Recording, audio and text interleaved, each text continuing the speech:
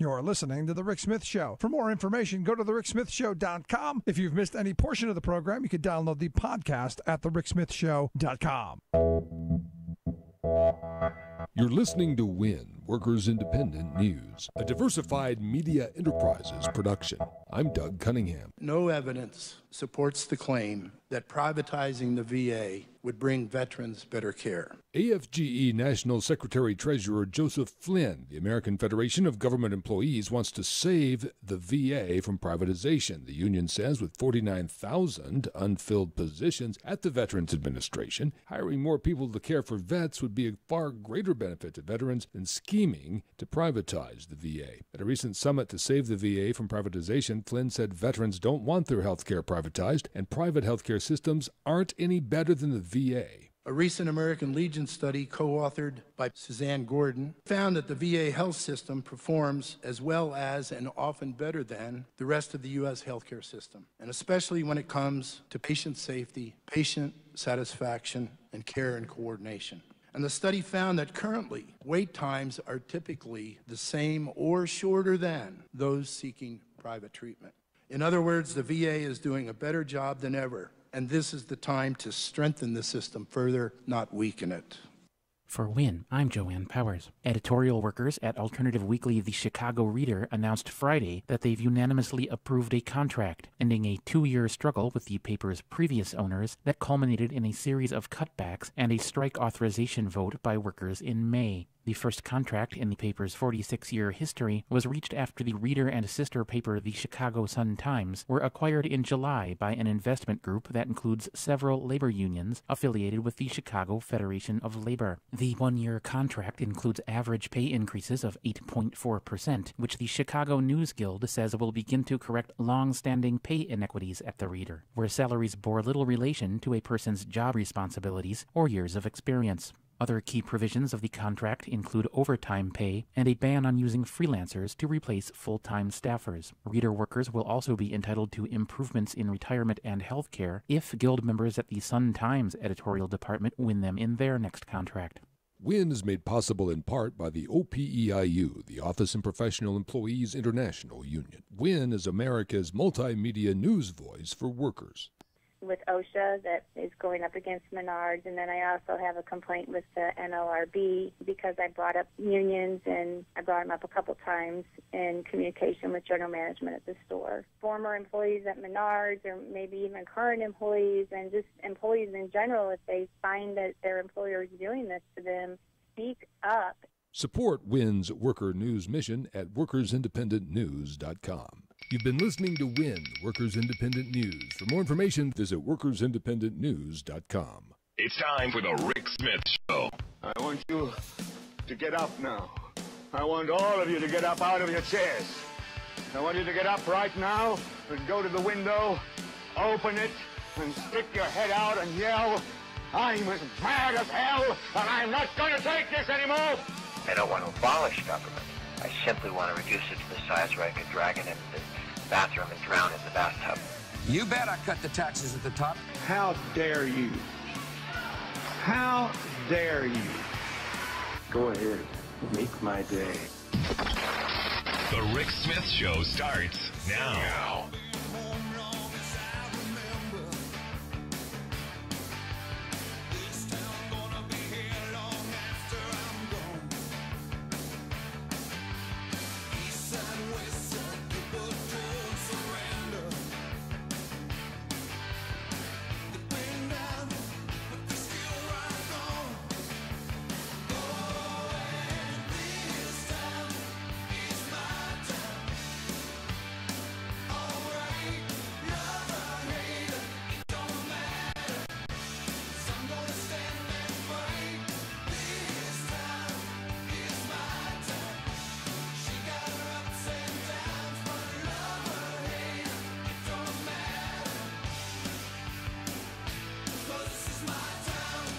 Welcome, brothers, sisters, working class heroes. This is the Rick Smith Show.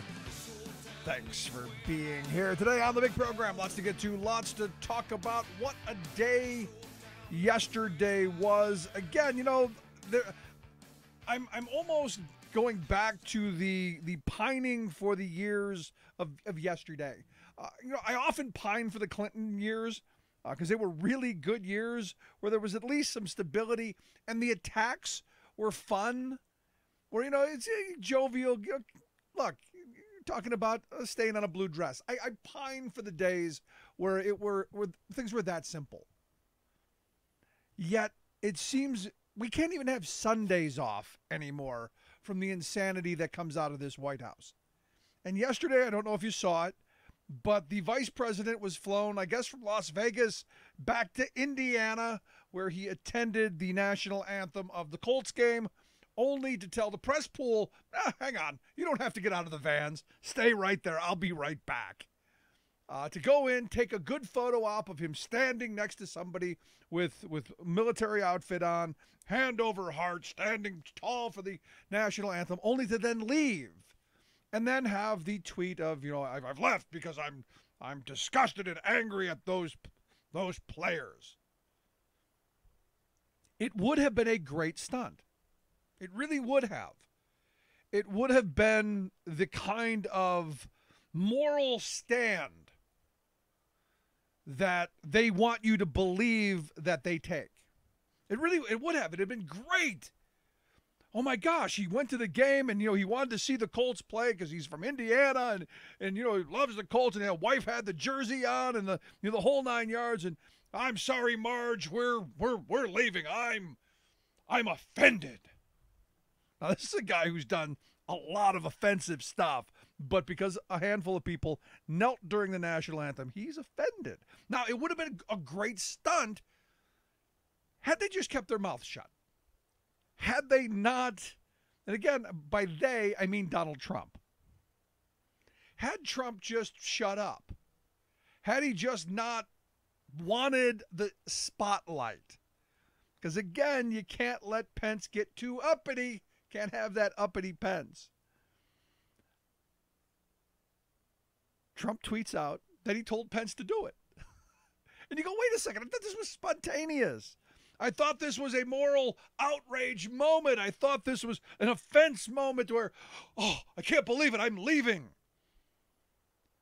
And look, understand, he walked into the game knowing he was going to do it. It's kind of like the best tweet I saw. It's like someone going into an X-rated theater and then being shocked that there's pornography on the screen and being offended that, oh my goodness, there are naked people. This is the kind of feigned outrage we get from the right wing. This was a stunt. This was a photo op. This was all of that. And look, admit it. You fed a little red meat to the crazy dim-witted base.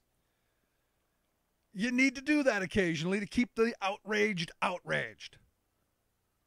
But to then step on your own stunt and be able to have people like me say, okay, it's a stunt, but how much did I have to pay for it? What did that cost me? At a time where we've got people literally dying because of how poorly we've reacted to the hurricane, you're going to spend, and I saw the numbers I've seen, minimum $250,000. That's the minimum of what it would cost to pull this stunt off. And you go, how's that possible? I go, well, you got a giant plane you've got to fly. That costs tens of thousands of dollars to fly. Then you've got all of the Secret Service. You've got all of the, just all of the manpower that goes into pulling off a stunt like this. And you go, was it worth it? I mean, ultimately, is it worth the kind of reaction they got? All they did was outrage the racist base a little bit more, gave them a little red meat, and then on the other side solidified we've just, fortified our camps. Didn't move the needle at all. And I go back to, it's exactly what Trump, I think, wants. And more importantly, it's about him. Ruined my Sunday. Because that's what Twitter was all about. It wasn't about the games. It was about Pence leaving the game.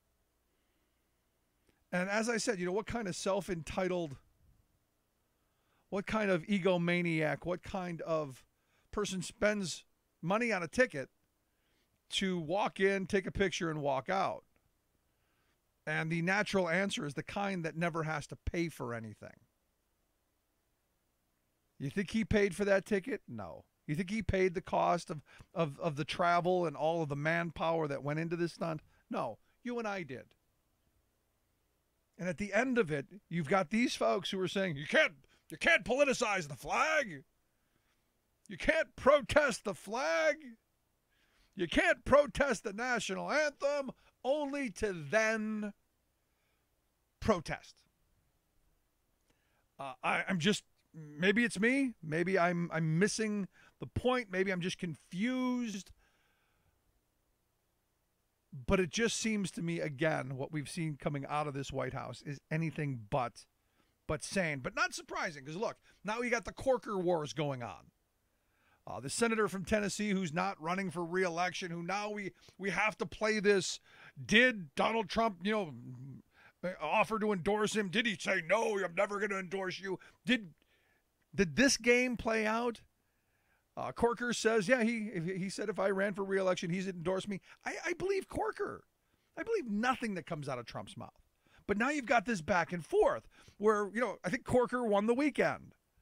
When he tweeted out, it's a shame the White House has become an adult daycare center. Someone obviously missed their shift this morning. And that is a brilliant line. Tweet of the day, as I said yesterday. Because you have a president who's really losing his mind. I mean, and look, I look at this, and Corker evidently did an interview on Sunday, and he was saying, look, the president treats the White House like a reality game show, but the sad reality is he's setting us on a course potentially for World War III. He said, look, it concerns me. It would have to concern anyone who cares about the nation, because look where we're at. We're at a position where you've got Trump saying, well, North Korea, there's only one thing we can do there. Pulling out of the Iran deal. Evidently, we're going to decertify that. All of the stuff going on in Puerto Rico, all of these things that are going on, and yet he spends his time on the national anthem. I mean, it's really crazy. And then this fight back and forth with Corker, which are all distractions from the reality is that we're on the edge of potential global calamity.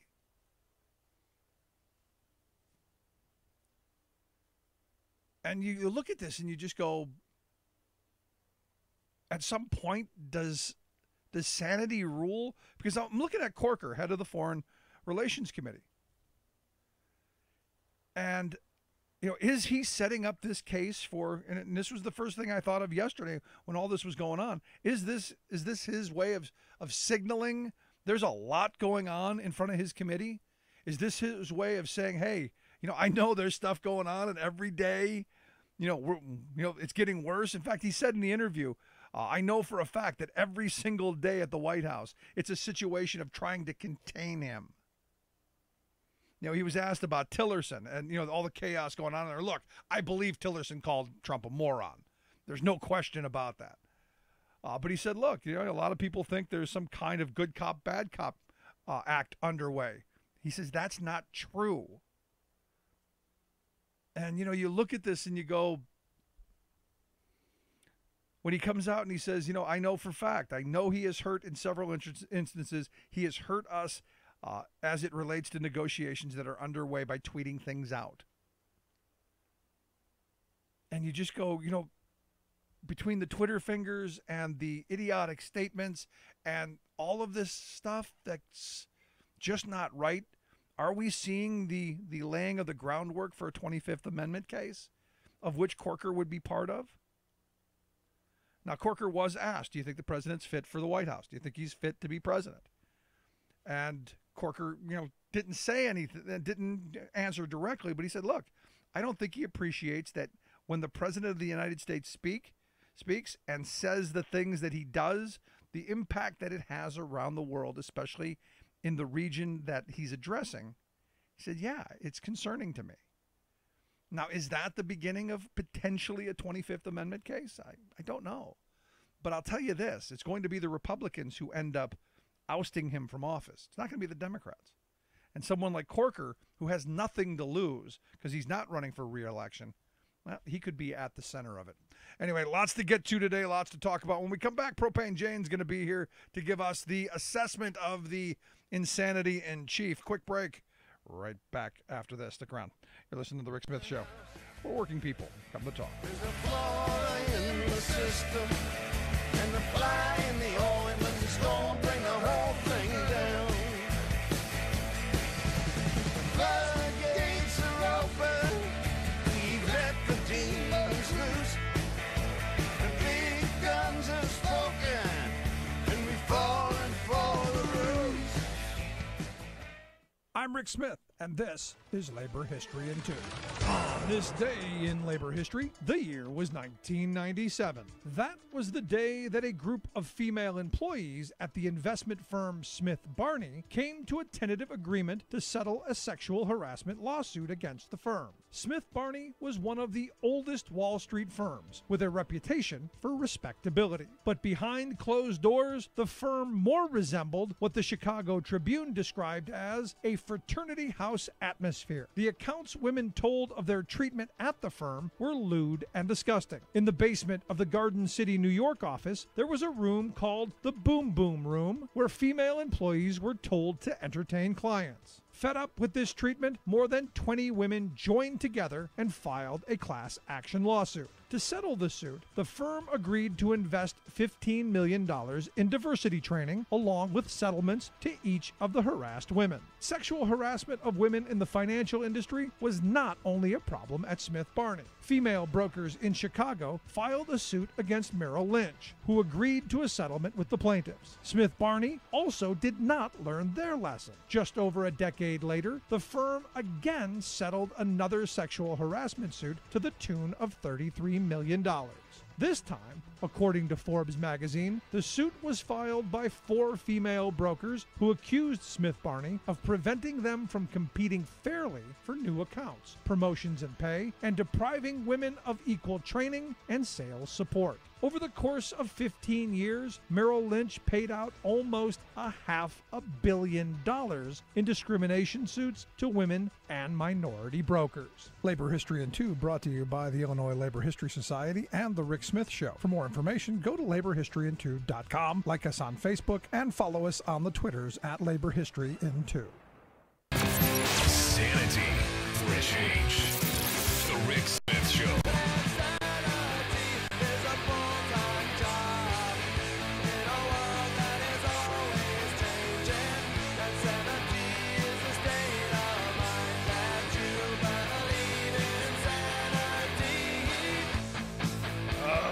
Sanity! Not coming out of the White House. Look, after this weekend, it's mind-blowing to me how bad these people are at the political stunts. And again, you look at what Pence did, as we've been saying. What Pence did yesterday was planned right from the beginning. They knew what they were going to do, told the reporters, hey, stay in the van, you're fine. Got the photo op they wanted, and then Trump went and screwed it all up. Not surprising. Anyway, let's find out what's going on. And look, you look at all of these stories coming out, there's so much. The question of, is Corker laying the 25th groundwork?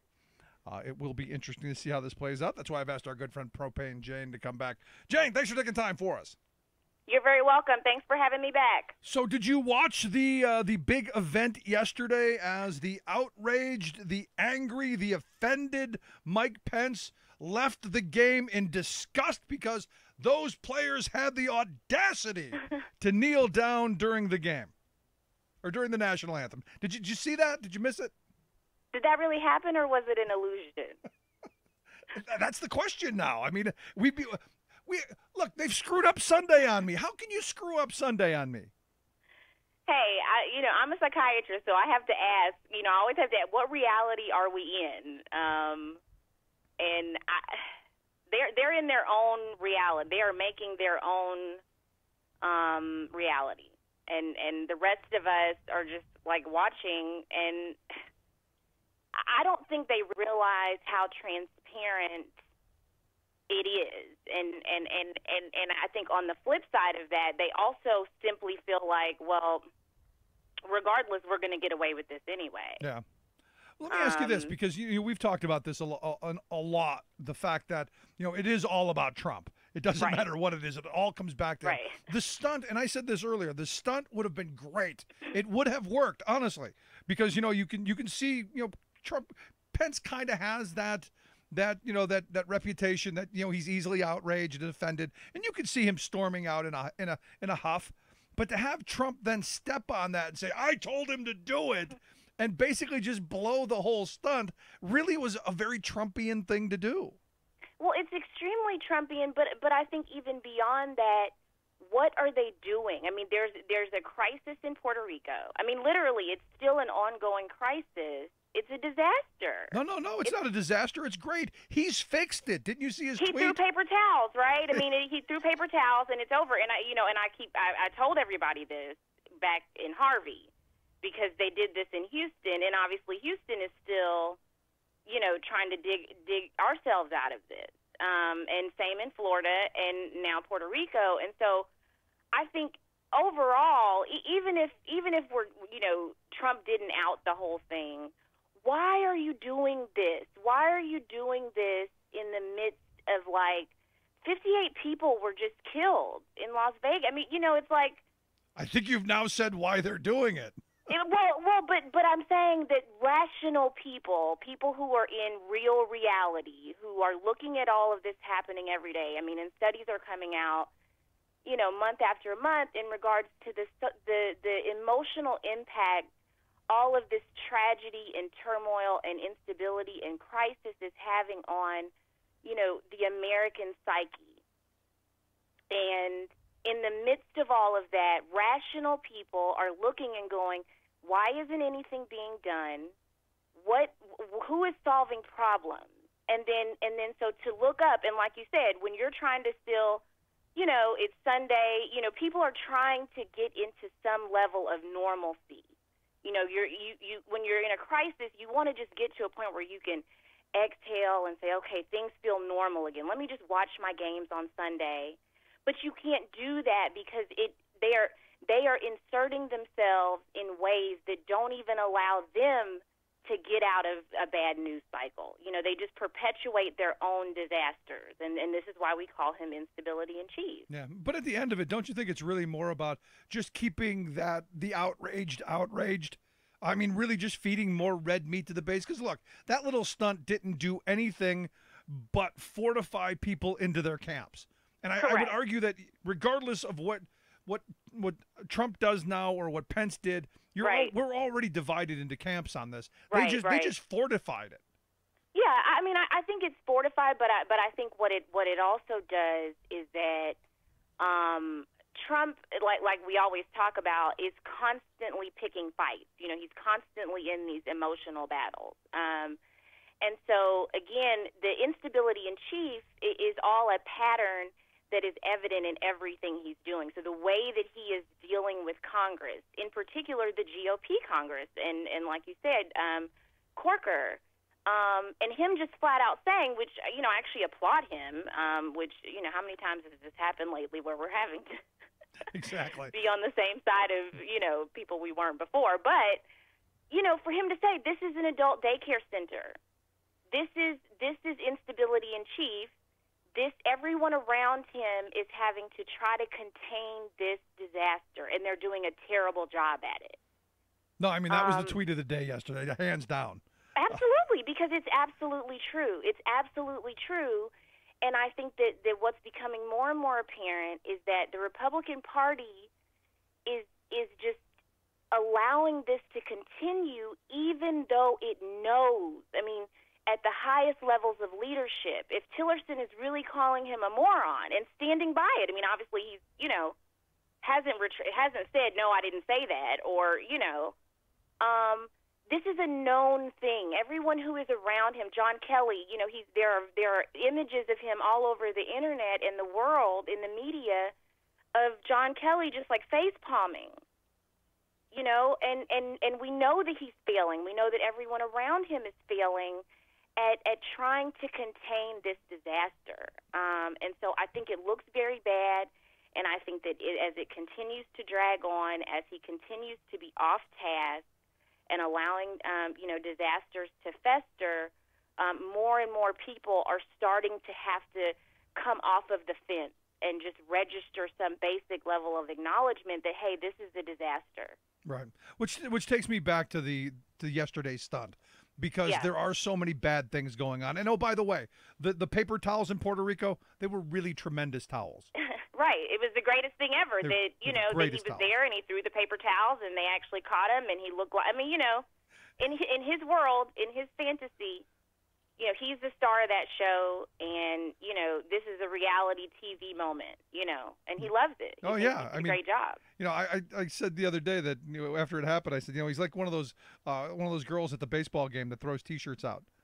Oh, for sure. That's what he felt like. Exactly. That's what he felt like. He felt very glamorous in that moment. And again, as I was saying after Harvey, he goes to places that are not, ground zero of the disaster. He's not waiting around in the waters like the mayor of San Juan is. Right.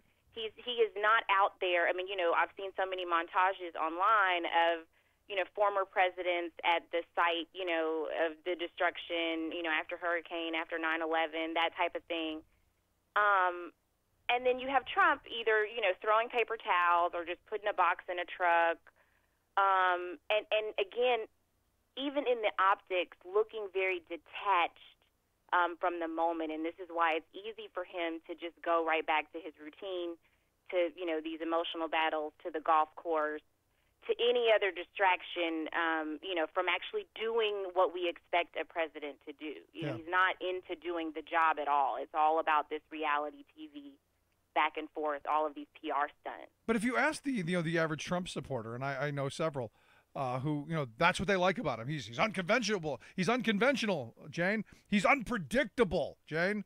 He's not the cookie cutter president who's failed us. And look, that message resonates with his supporters. And that's what, in my view, all of this stuff is geared towards that, that 30-35% of that most ardent base that no matter what happens, doesn't matter. They're going to go to the grave with this guy.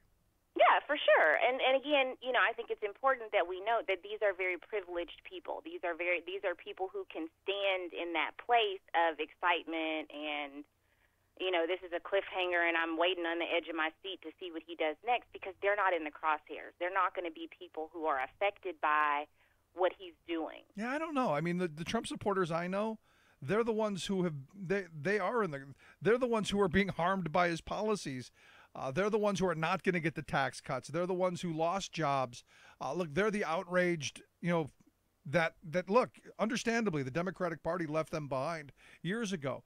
And they felt, look, I've said a million times, even a drowning man's going to grab onto an anchor if he thinks it's going to help, only to make things worse. So I'm not sure about the privilege part, but these folks, they think that, and I don't know how it happens, that a billionaire is going to be your savior, but that's what they think.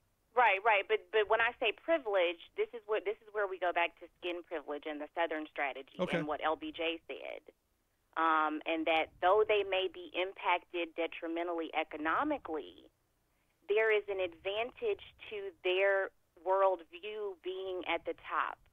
And these, again, are people who, as we've seen in all of the data and the intelligence that's come out of this propaganda that was so effective on those voters, is that there is bigotry and misogyny and homophobia and all of the isms running rampant in that community, those people who voted for him and that still really support everything he's doing, which continues to be very racist, very misogynistic, very ignorant.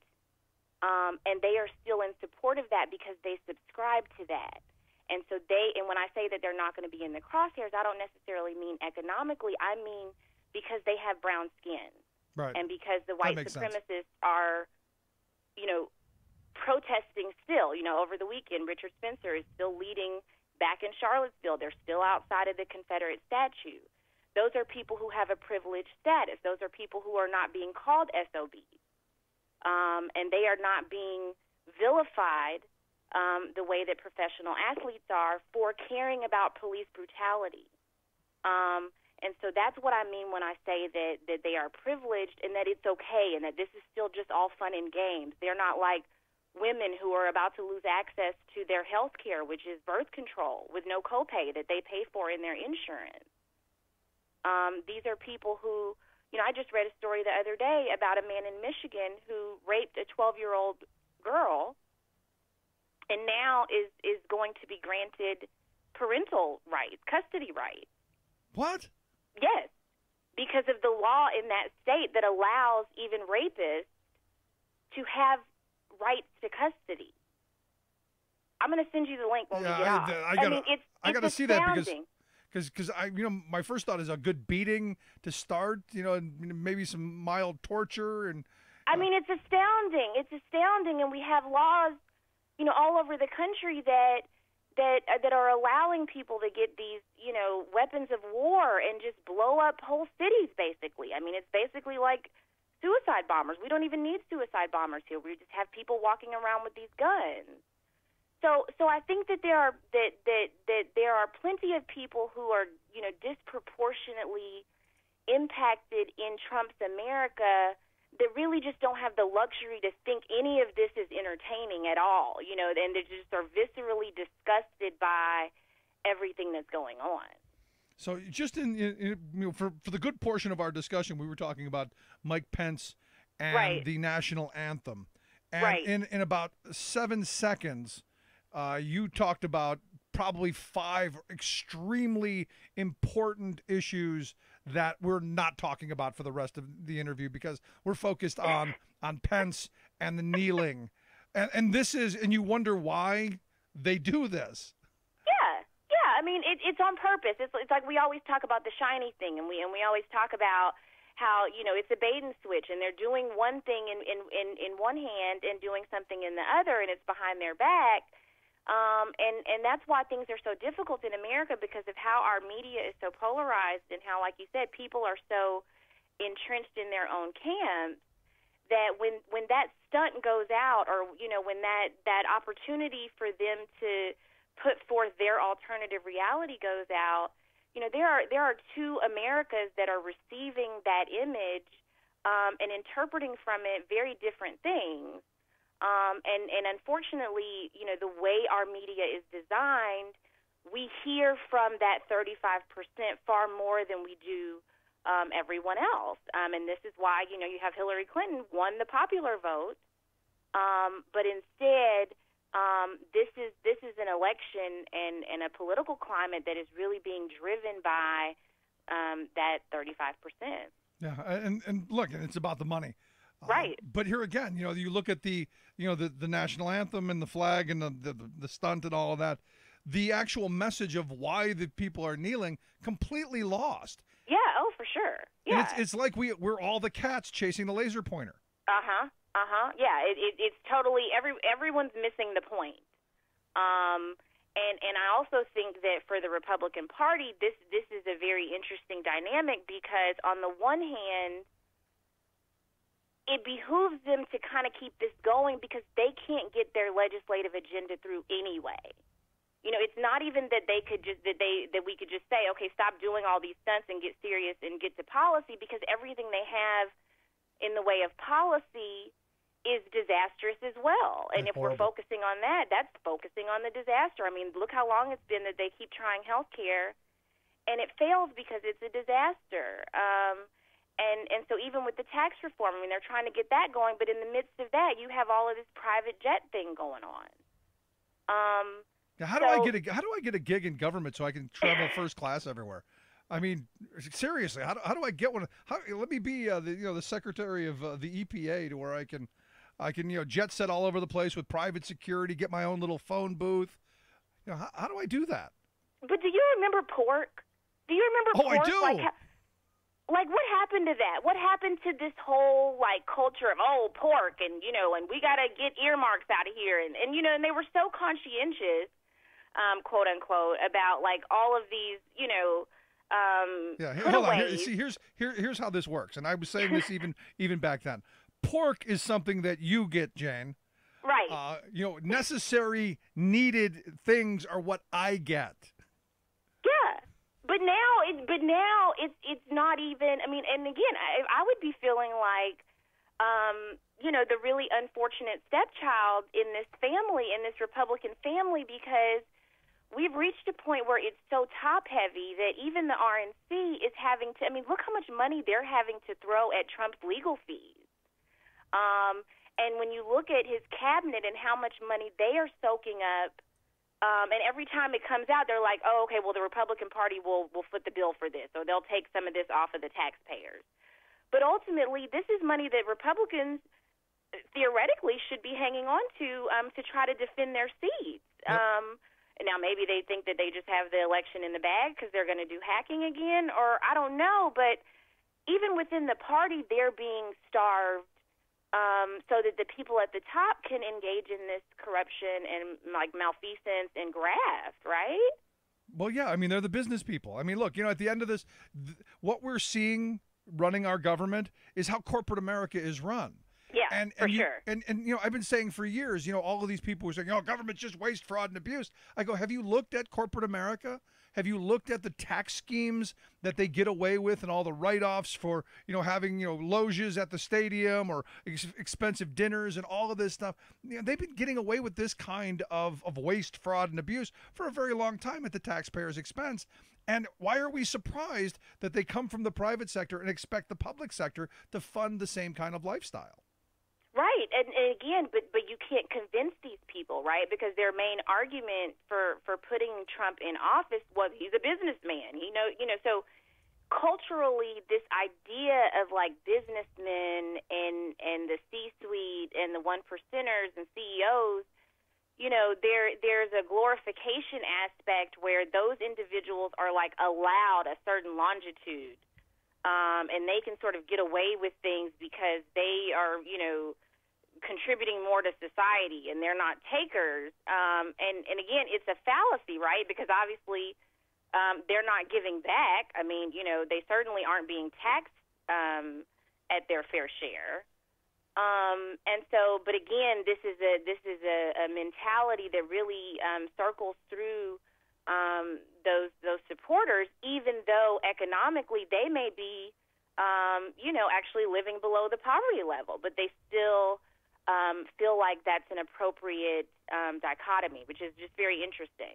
Yeah, I mean, it's just crazy what's going on right now. And the question that I have, and kind of the last line of questioning I've got is, again, we go through this every week.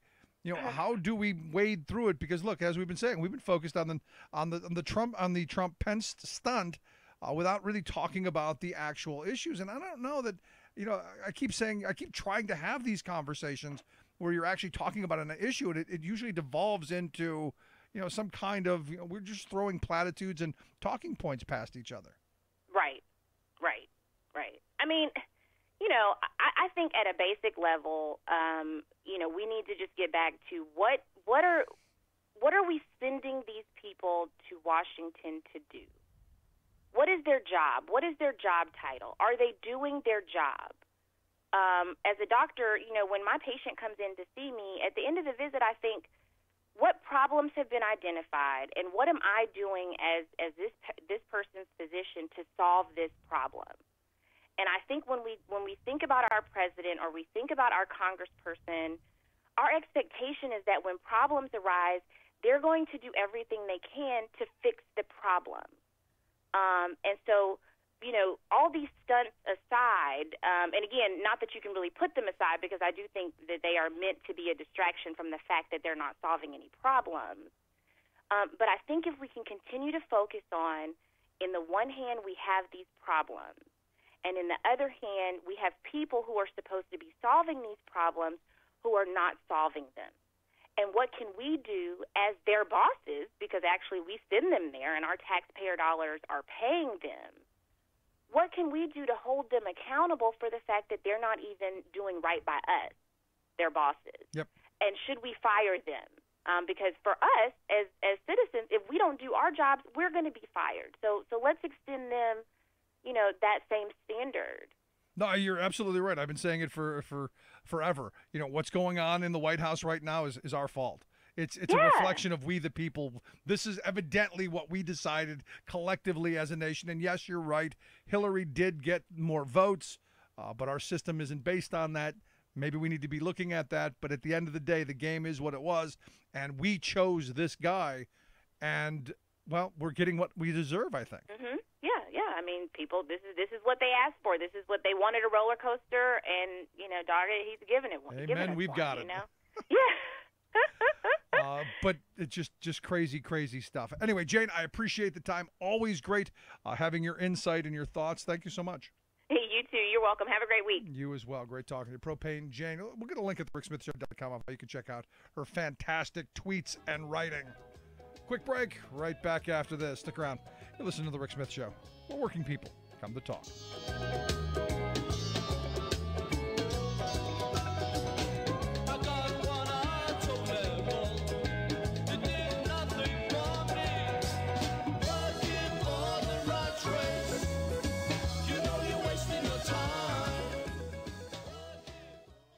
I'm Rick Smith, and this is Labor History in 2. On this day in labor history, the year was 1888. That was the day that the United Hebrew Trades was founded in New York City. The new effort was patterned after the United German Trades. The goal of the organization was to organize Yiddish-speaking workers. Individual Jewish workers had been active in the burgeoning U.S. trade union movement since the 1850s. But the United Hebrew Trades marked the first time for such a broad-based collective effort to organize Jewish workers. Three of the early founders were Bernard Weinstein, Morris Hillquit, and Abe Kane. Weinstein was a young shirt maker turned union activist. Morris Hillquit would become one of the leaders of the American Socialist Party in the United States. Hillquit was born in Latvia and moved with his family to the Lower East Side of New York. Like many Jewish workers, Hillquit found a job in the city's garment industry. He later graduated from law school. Abe Kane was born in Belarus. He was one of the leading voices in Jewish journalism in the United States. In 1877, he founded the newspaper, the Jewish Daily Forward, which still exists today. Under the leadership of these men, the United Hebrew Trades quickly became a presence in New York City. In March of 1890, 4,000 Jewish workers commemorated the Paris Commune with a march through the city. They more than doubled that number just 2 months later on May Day. By Labor Day, 15,000 Jewish workers marched together. These public demonstrations showed the power of Jewish workers. By 1910, the United Hebrew Trades had swelled to 106 unions. 150,000 men and women were members, including thousands of Italians and other nationalities. By the 1930s, the United Hebrew Trades had reached its peak of 250,000 members. Labor History in 2 brought to you by the Illinois Labor History Society and The Rick Smith Show. For more information, go to laborhistoryin2.com. The self-described geniuses of Wall Street are being stupid again. In 2007, their stupid schemes and frauds crashed our economy, destroying middle-class jobs, wealth, and opportunities. Far from being punished, however, the scofflaws were bailed out by their Washington enablers. So the moral lesson they learned was clear. Stupid pays. Go stupid. Sure enough, here they come again. Rather than investing America's capital in real businesses to generate grassroots jobs and shared prosperity, Wall Street is siphoning billions of investment dollars into speculative nonsense, such as bundles of high-risk subprime auto loans. It works like this. Car dealers, eager to goose up sales, hawk new vehicles to lower-income people, offering quick loan approval even to those with poor credit ratings. Banks, eager to hook more people on monthly car payments, okay these subprime car loans without verifying the buyer's ability to pay. Then, a Wall Street bank's investment house buys up thousands of these iffy individual loans, bundles them into multi-million-dollar debt securities, and sells them to wealthy global speculators. Last year alone, banks sold $26 billion worth of these explosive bundles of car loans. This is a gaseous repeat of Wall Street's subprime mortgage bubble that burst a decade ago.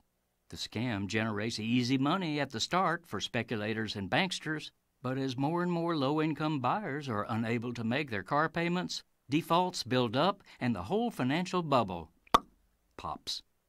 This is Jim Hightower saying, wasting America's much-needed investment capital on a scheme that intentionally puts people in cars they can't afford with loans they can't repay is not only stupid, but immoral, and is killing our economy.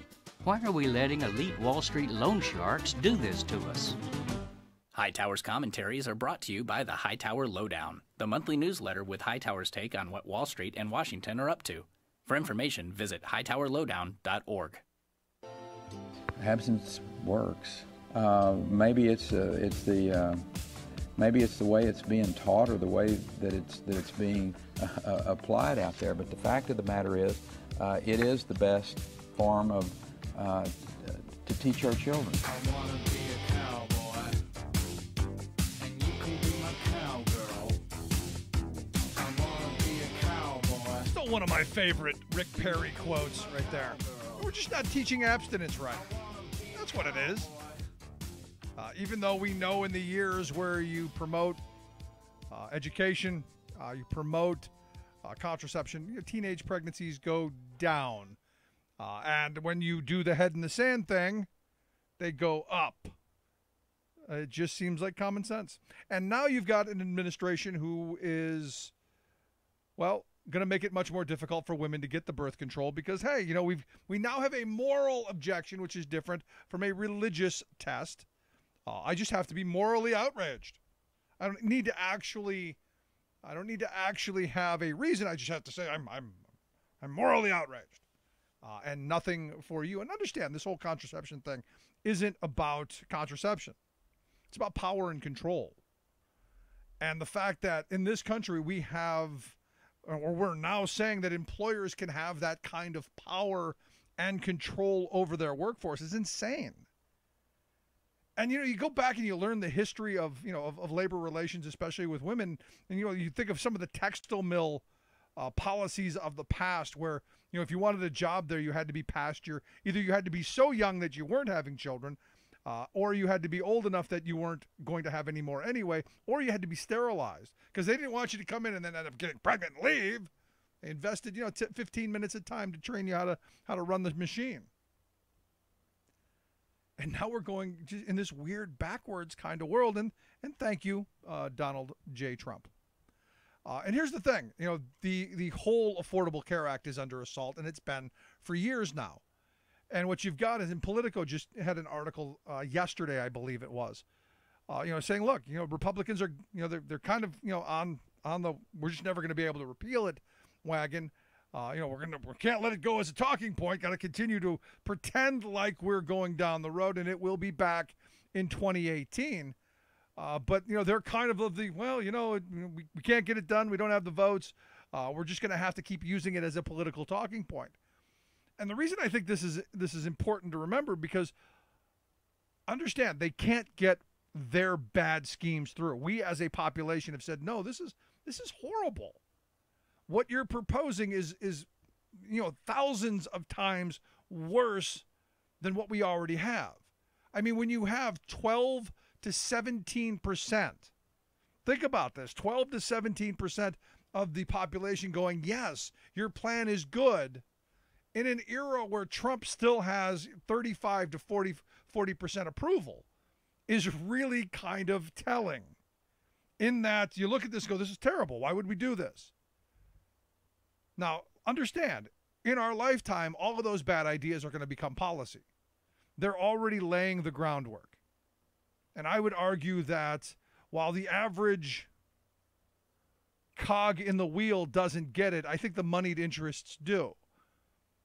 And the latest thing that Trump evidently is on the path to do is putting forth an executive order. That, again, you remember during the Obama years where anytime Obama would sign an executive order, it was the end of the world. There was, an earthquake or something. It was just, oh my God, he's dictating with the pen. Yet our executive order president here evidently is looking at putting forth another executive order that would exempt association health plans from the Affordable Care Act. And you go, well, what exactly is that? Well, a lot of small business groups, they pool together to buy their health insurance. It's a smart thing to do. In fact, I wish we would have a really big pool and have everybody into one insurance pool. Call it what you want. If I were Trump, that's what I would say. We need one insurance pool, and we're gonna put together one big insurance pool, and we're gonna call it Trump Care, and it's gonna be great. You don't have to call it single payer. You don't have to call it Medicare for all. You don't have to call it any of those socialist, hippie, liberal things. We can call it something good, conservative, like Trump Care, or conservative hate people plan or something. But at the end of the day, you need one big insurance pool.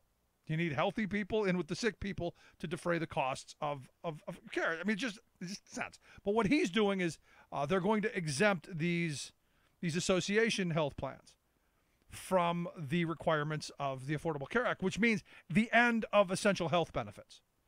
Because the thing that I think the Affordable Care Act does well is it says, look, if you're going to have health insurance, it should have a minimum level of coverage. There should be a minimum that you can expect without having to read the fine print, getting out the microscope and trying to figure out the hieroglyphics at the bottom of the page.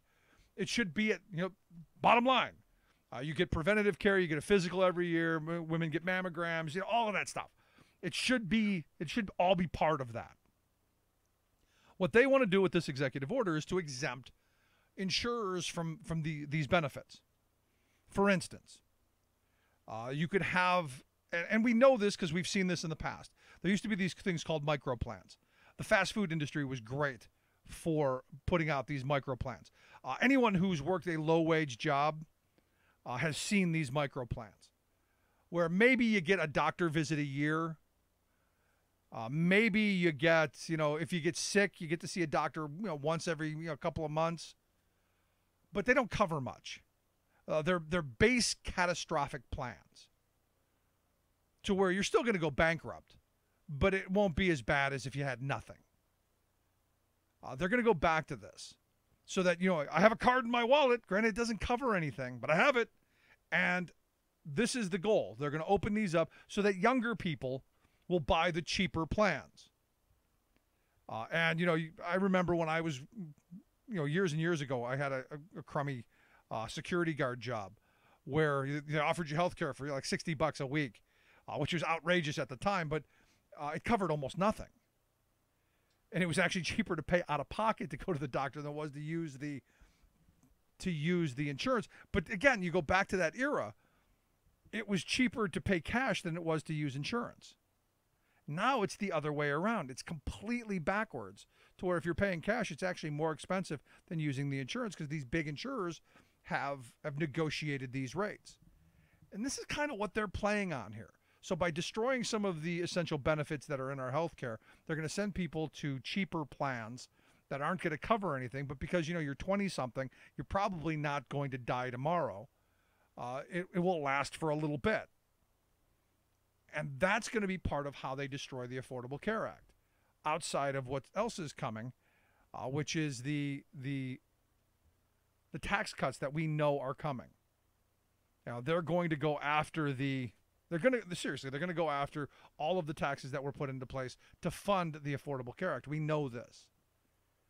And what's frustrating to me is we're still being distracted by the fight over repeal and replace, which is, ludicrous. It's not going to happen. Move on. How about this? How about we fix it to make it right?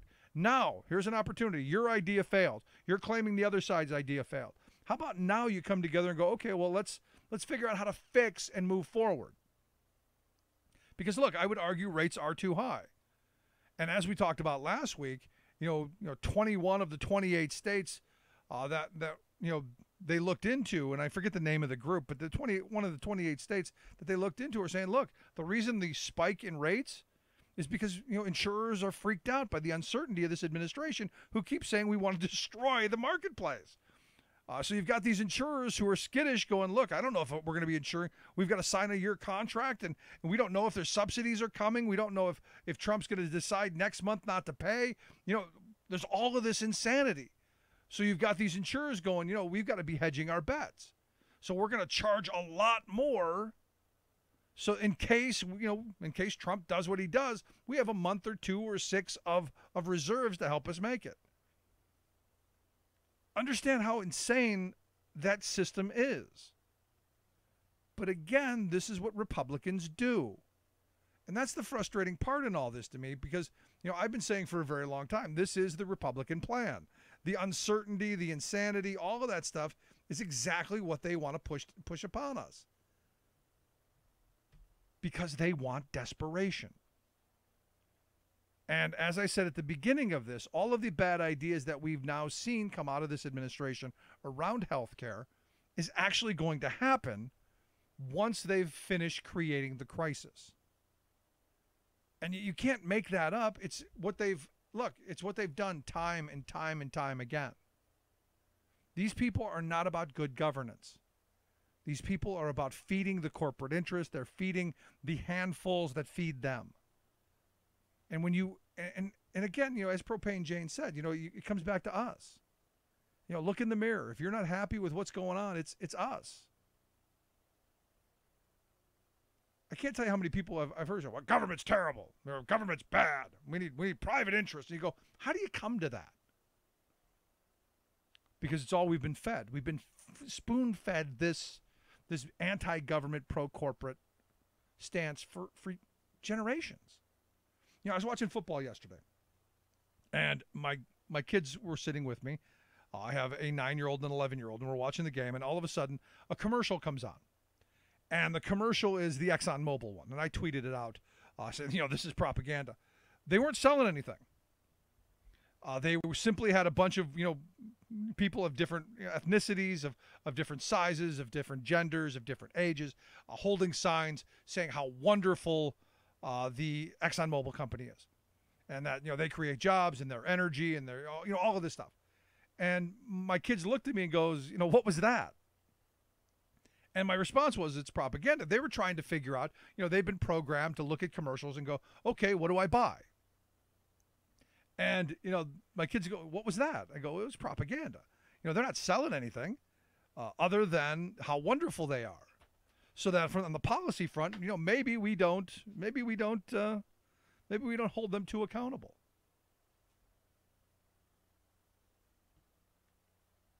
The anti-government people, they don't seem to run out of time or money when it comes to promoting how bad our government is.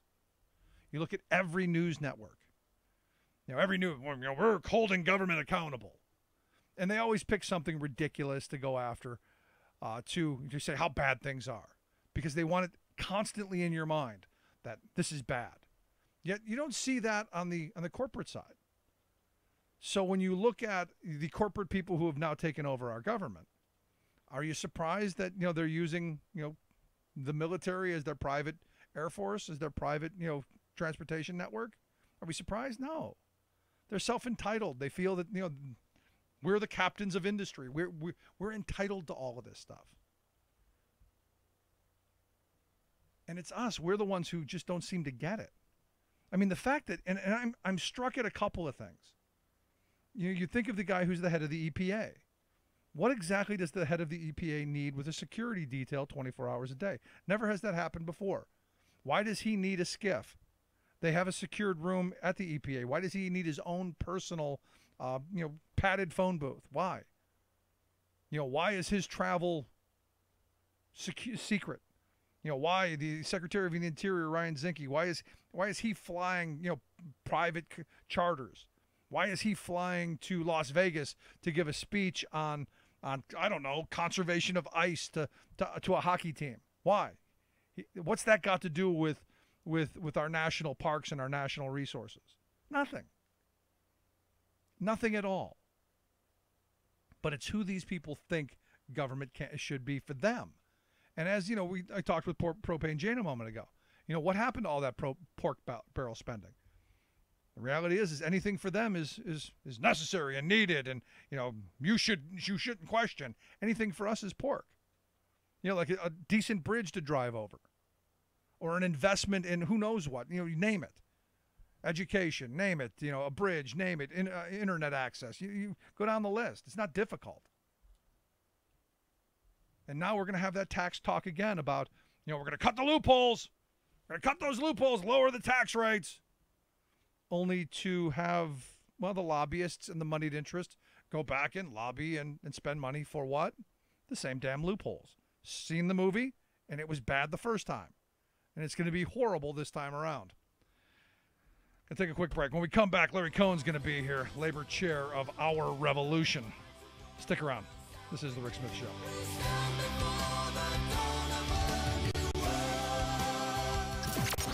Radio of, for, and by we the working people. The Rick Smith Show. You're listening to The Rick Smith Show. For more information, go to thericksmithshow.com. If you've missed any portion of the program, you can download the podcast at thericksmithshow.com. You're listening to WIN, Workers Independent News, a diversified media enterprises production. I'm Doug Cunningham. No evidence supports the claim that privatizing the VA would bring veterans better care. AFGE National Secretary Treasurer Joseph Flynn, the American Federation of Government Employees, wants to save the VA from privatization, the union says, with 49,000 unfilled positions at the Veterans Administration. Hiring more people to care for vets would be a far greater benefit to veterans than scheming to privatize the VA. At a recent summit to save the VA from privatization, Flynn said veterans don't want their health care privatized, and private health care systems aren't any better than the VA. A recent American Legion study co-authored by Suzanne Gordon found that the VA health system performs as well as and often better than the rest of the U.S. healthcare system, and especially when it comes to patient safety, patient satisfaction, and care and coordination. And the study found that currently, wait times are typically the same or shorter than those seeking private treatment. In other words, the VA is doing a better job than ever, and this is the time to strengthen the system further, not weaken it.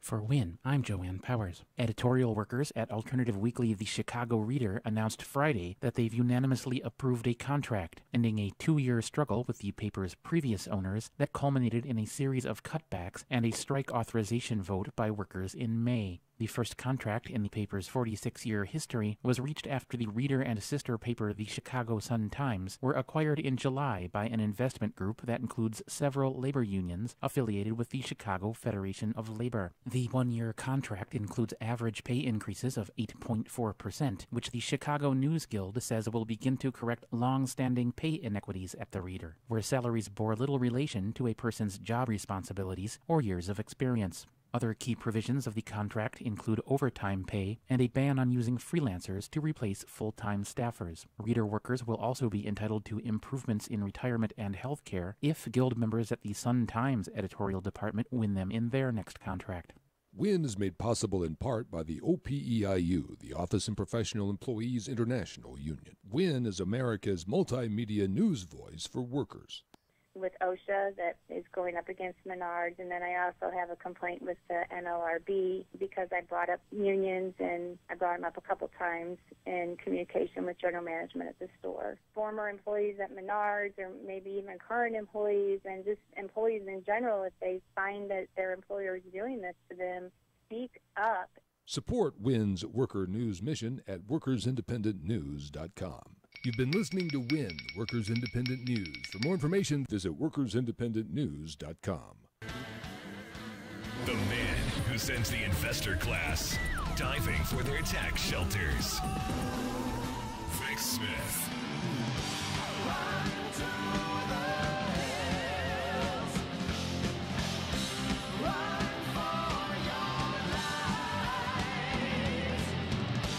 Welcome back to the Rick Smith Show. Check out the website, thericksmithshow.com. Questions, comments, something on your mind, you can email me, Rick, at thericksmithshow.com. So the tax reform on the way. And, you know, we saw kind of a broad overview, kind of a wish list of, well, you know, cuts in corporate tax rates, cuts for the very wealthy, under the guise of, well, we're going to do away with some of those loopholes. And as I said, look, we've seen this movie before. You go back to Reagan's 1986 tax scheme. Same exact thing. We lowered the rate and really lowered the rate. Did away with the loopholes.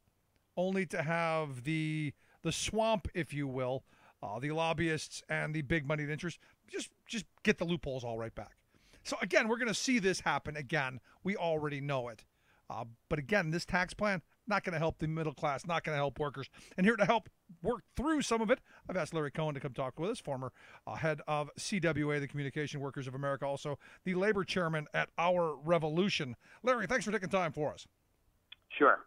So, the big tax plan, good stuff, bad stuff, where you at? It's of no use to working people, as you just mentioned. It's a big corporate tax cut primarily, although even there, many corporations pay no taxes now with the loopholes that exist. But it's certainly nothing to support for working class people or union members. But Larry, we're going to give tax cuts to the job creators, and they're going to create jobs, and this time it's actually going to work. Yeah, well, about 2/3 of our economy is consumer-based, and working people are not getting raises. So there's already tons of cash in these corporations that they're not investing. A lot of it is because the demand side of the economy has been flat for years. Real wages are lower than they were decades ago, once you account for inflation. And giving more money to the top 1% or to corporations is not going to create internal demand. And there's lots of other issues with this economy as well. Now, you hear the president said that this tax scheme that they've dreamt up is not going to benefit him at all. Wealthy people are going to pay their taxes. The message coming out of this White House is that this is actually an increase in taxes on the wealthy. Is that accurate? Yeah, the initial markup cut the top rate and slightly increased the rate that the lowest income taxpayers would pay from 10 to 12 and cut the top rate about 5%. So, on the surface, it's clearly the case that it benefits them. And then the biggest benefit to the top 1% of the 1%, as I call them, is the elimination of the estate tax. They love to call it the death tax, but in fact, it's one of the few things going back decades that helped lower the wealth gap in this country. And of course, for the Trumps of the world, they want to eliminate that altogether. It already has a $5 million exemption. I doubt anybody tuning into this has anywhere near an estate or received one of $5 million or more. There's no tax for any estate less than $5 million. Right. So that one is solely aimed at the ruling class. Yeah, but, we keep hearing about this small family farmer, Larry, who keeps, they're losing their farms because of this. Yeah, well, number one, small family farmers don't have $5 million farms, so we could actually just stop there. Number two, there's all kinds of pass-throughs in the existing law that protect small business. And, and you look at this, and again, especially on the estate tax front, this frame that they keep throwing out at us, that somehow by getting rid of this, it's going to benefit average everyday working people. And I've had this conversation a number of times, as probably you have too, that they've so taken that estate tax and drilled it down into the minds of, basically, low-wage workers who go, when I die, my kids are going to have to pay taxes on the $100 I'm going to give them. That's wrong. And when you bring up the $5 million thing, most people don't know that. And that's kind of scary when you talk about the messaging around this.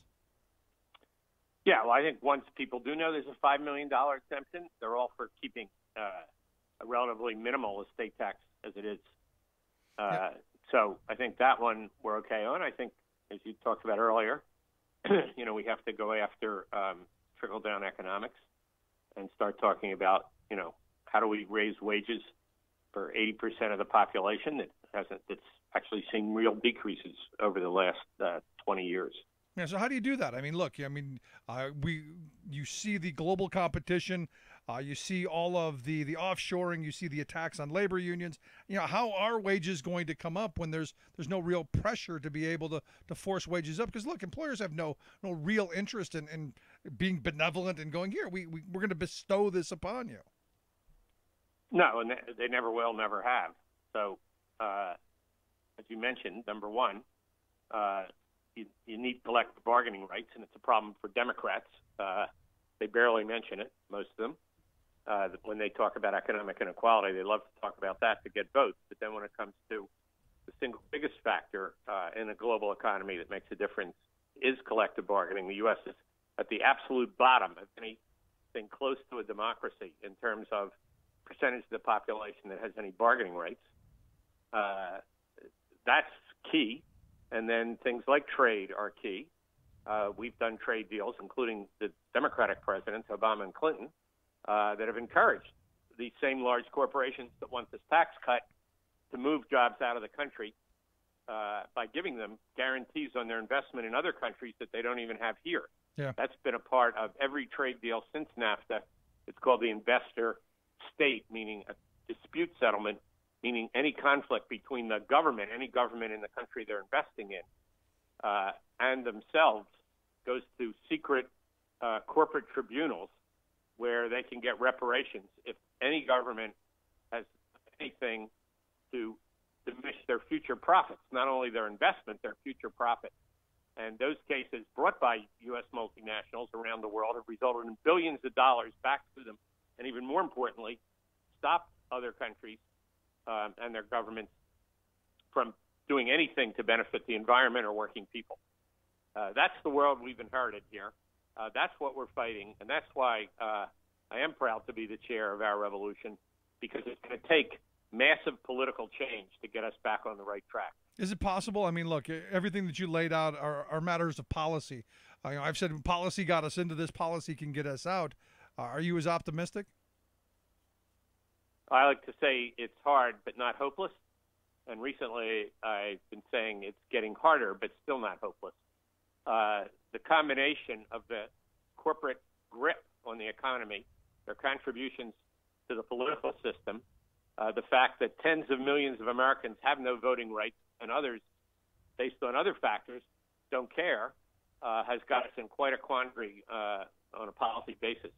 But no, I don't think it's hopeless, but it will take a mass movement like we haven't seen, probably in my case, since my great-grandmother's day, to turn this back around. Yeah, I keep saying, look, our children are going to fight the same fights that, our great-grandparents fought or our grandparents fought, in the 20s and 30s. I really think we're back at almost those moments of desperation. Yeah, we are. I hate to use the word desperation, but it is something like that when you add it all up.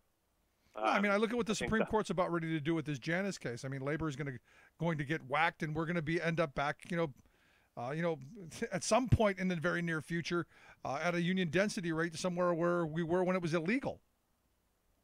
We're pretty much there now, except for the public sector. And as you said, not only decisions like Janus, but state legislation like the legislation passed in Iowa early this year, which not only eliminate representation fees, which is what Janus is about, the people who don't join the union have to pay some kind of fee since they're represented. But the Iowa legislation basically eliminates everything you can bargain on. And then on top of that says every year the union will have to be recertified in an election where if they don't get half of the potential voters to vote for the union, they're decertified. There's virtually no politician in America that gets half of his or her potential electorate for them. But yet we should hold unions up to a standard that's nearly impossible. And again, there's a reason for that. When union There's density a reason. was... It's deliberate.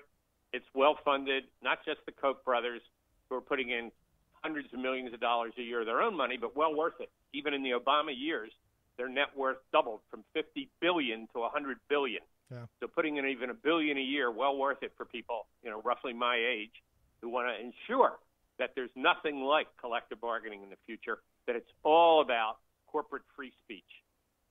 So let me ask you this, because, I've said that, our tax code is one of the biggest drivers of inequality. Would you argue that it's the tax code or the attack on collective bargaining rights?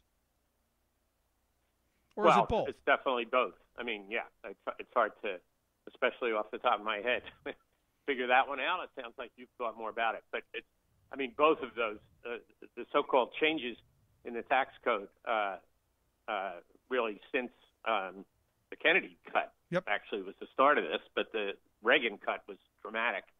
And, you now have a tax code that doesn't resemble the 8 years of the Eisenhower years. In fact, the Eisenhower years, including his outlook, looked like golden years.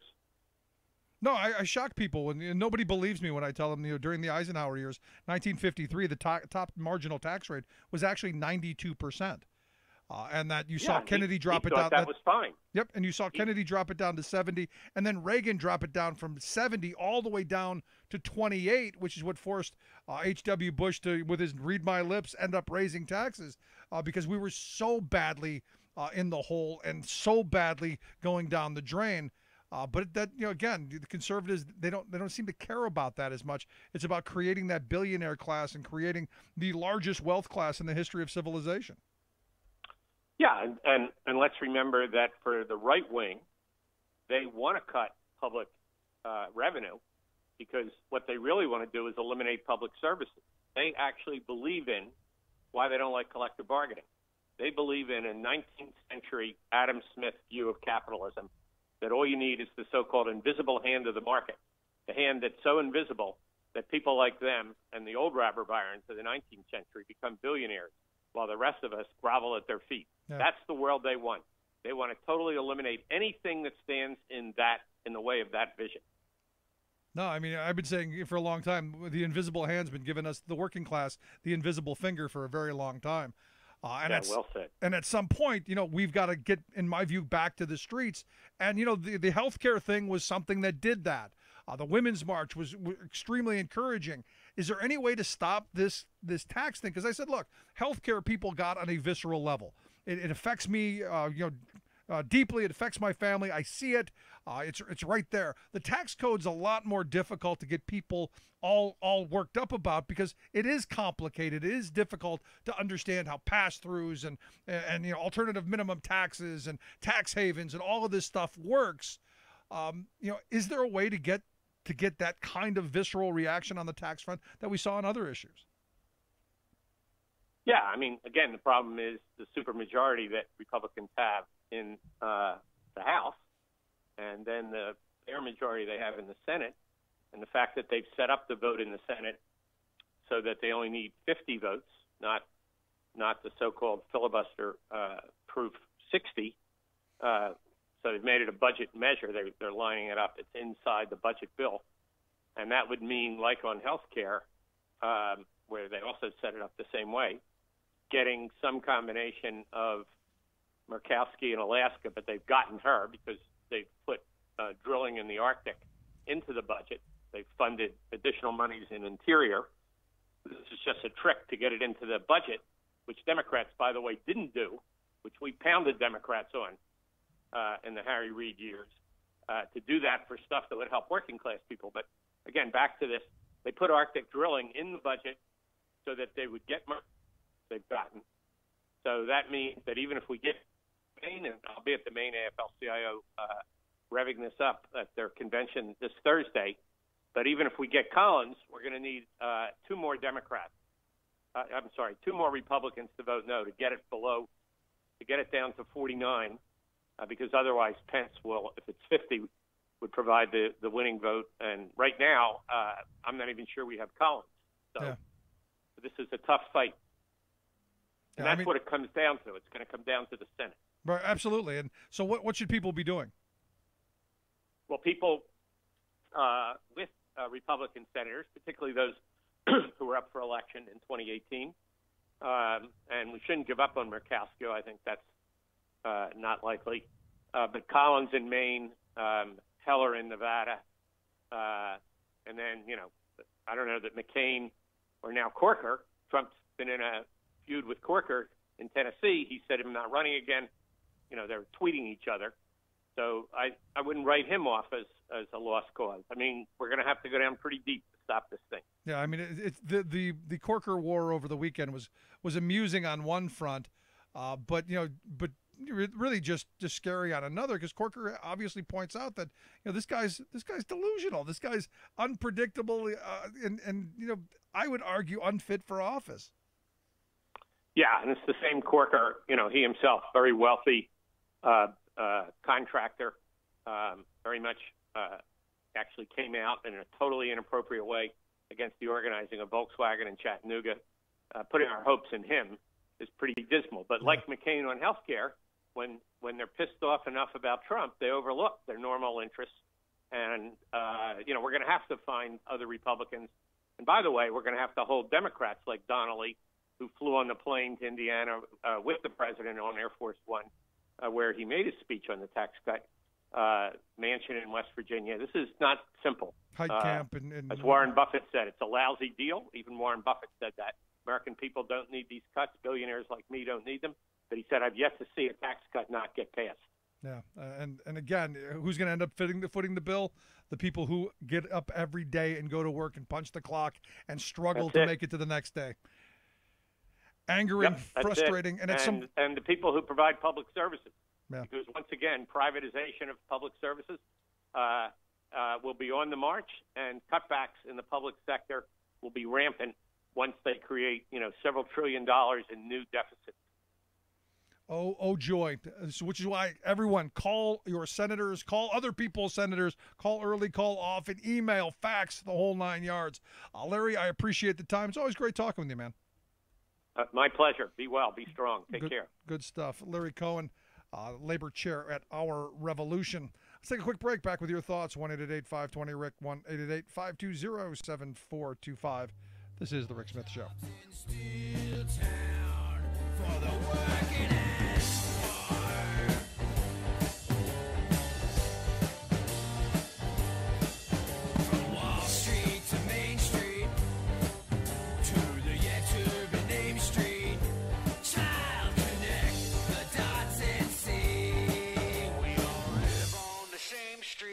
I'm Rick Smith, and this is Labor History in 2.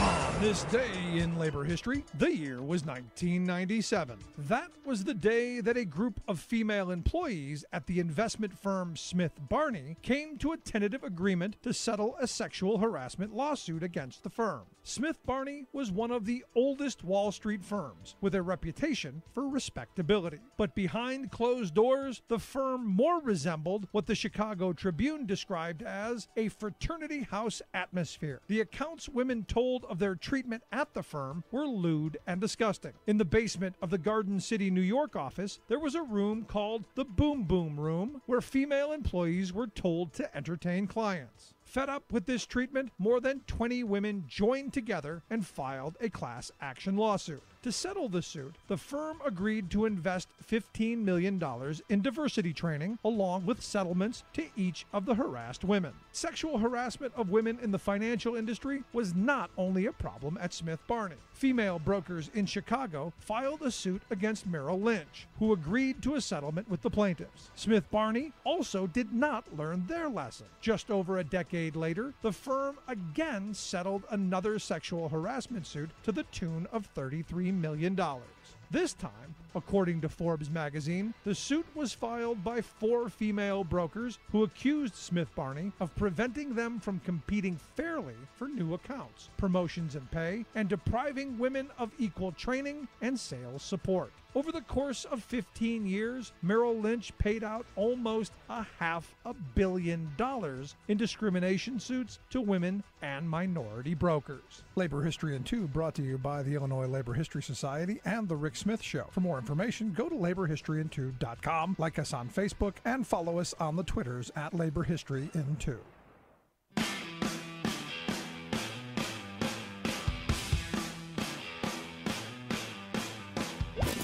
Not right wing, just right. The Rick Smith Show. So is it prostitution that's the oldest occupation in the world? I mean, is that how it goes? If I remember right, prostitution the oldest profession, and then being a spy or a sellout or one of those things, a snitch, the second oldest, if I remember right. I guess it doesn't matter. It doesn't matter regardless. Mike Huckabee's probably both. Somewhere along that line. And he did an interview with Donald Trump where, again, it's one of those things where I hope he got paid a lot. He said, quote, "We will forever vote for you," while interviewing Donald Trump. And you know, the adulation, the hero worship of a guy who really is, you know, a life despicable. I mean, you know, I remember listening to Trump for years on the Howard Stern show. And yeah, I used to listen back in the 90s, and Trump was on all the time. And Stern used to have him on because he was a buffoon. And, he lived, this jet-setting life of, doing all of these outrageous things. And now you've got a guy who's, this zealot, this face of Christian insanity who's doing a talk show on a Christian TV network, given this kind of, oh, your daughter's a great person, you're wonderful, and oh, you're brilliant, and you're terrific, and we're always going to vote for you, and really, I don't know, it's just crazy. I mean, it's especially when you look at what's going on in Puerto Rico. Now, he tweeted out over the weekend, and it's one of those things where you go, I guess it's all about Trump. It's got to always be about him. He said, he tweeted out, nobody could have done what I've done for Puerto Rico with so little appreciation, so much work. And you go, wait a second, what exactly did you do? You threw out some paper towels. And I know they were tremendous. They were amazing towels. They were terrific towels. They were wonderful towels. They were good towels. They were fabulous. They were the towel of towels. But what did you actually do? You're there a couple hours. And he tweets out this video of our military, moving some stuff off roads and doing some work, which that's what they're supposed to do. In fact, I would argue they probably should have sent twice as many or 3 times as many people in there to do the work that they're doing. But, it's this kind of weird, and I guess it's like everything. We're now into these two camps. Because you got Trump saying everything's great, we've done all of this amazing work, we're terrific, love us. And you've got the mayor of San Juan who's going, look, we need water, we're dying here, help us.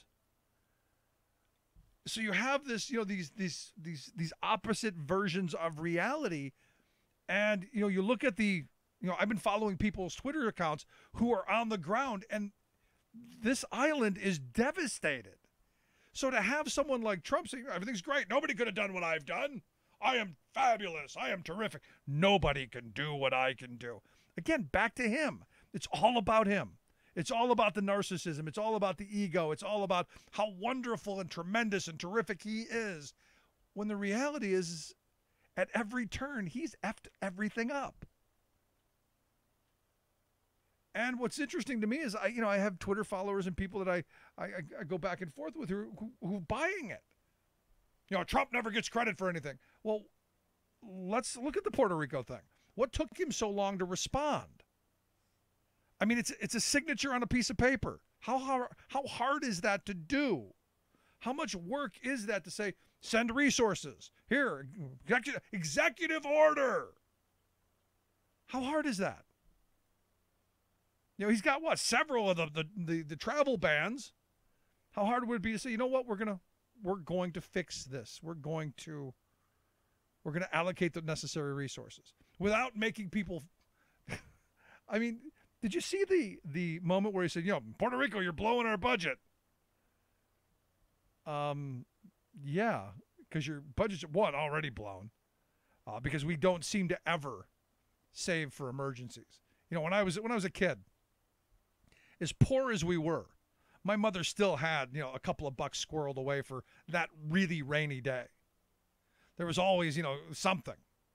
And, one of the things that I was always taught as a kid is you have to have a little bit for emergencies. I'll never forget the old timer and the first real job I got. It was the first union job I got. The old timer pulled me aside and he said, you know what, kid? You got to have 6 months set aside. So all this money you're now making, save the first 6 months. Because if we have to walk out on strike and you've got to get out on that picket line, you've got to be able to eat. And as a society, we haven't done it, but our government hasn't either.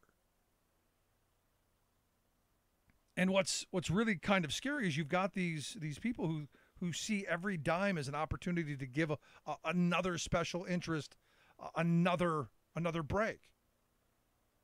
I mean, it's crazy to me.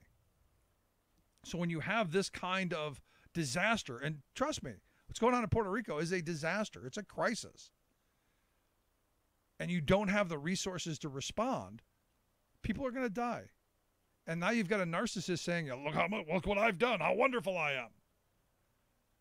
And he's gauging it based on, well, at least there weren't as many people who died in Katrina. It's nuts. Just nuts. Just nuts. Anyway, going to take a quick break. When we come back, Doug Cunningham, Workers Independent News, is going to be here to fill us in on the latest on the labor front. Quick break, right back. 10% of people own 90% of the wealth. Where do you fit in? Take a look at yourself. 10% of the people own 90% of the wealth. Where smart policy and sound investment matters. The Rick Smith Show. I'm Rick Smith, and this is Labor History in 2.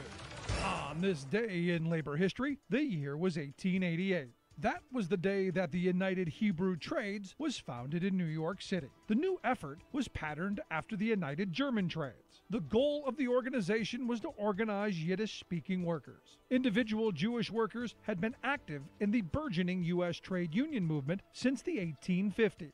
But the United Hebrew Trades marked the first time for such a broad-based collective effort to organize Jewish workers. 3 of the early founders were Bernard Weinstein, Morris Hillquit, and Abe Kane. Weinstein was a young shirt maker turned union activist. Morris Hillquit would become one of the leaders of the American Socialist Party in the United States. Hillquit was born in Latvia and moved with his family to the Lower East Side of New York. Like many Jewish workers, Hillquit found a job in the city's garment industry. He later graduated from law school. Abe Kane was born in Belarus. He was one of the leading voices in Jewish journalism in the United States. In 1877, he founded the newspaper, the Jewish Daily Forward, which still exists today.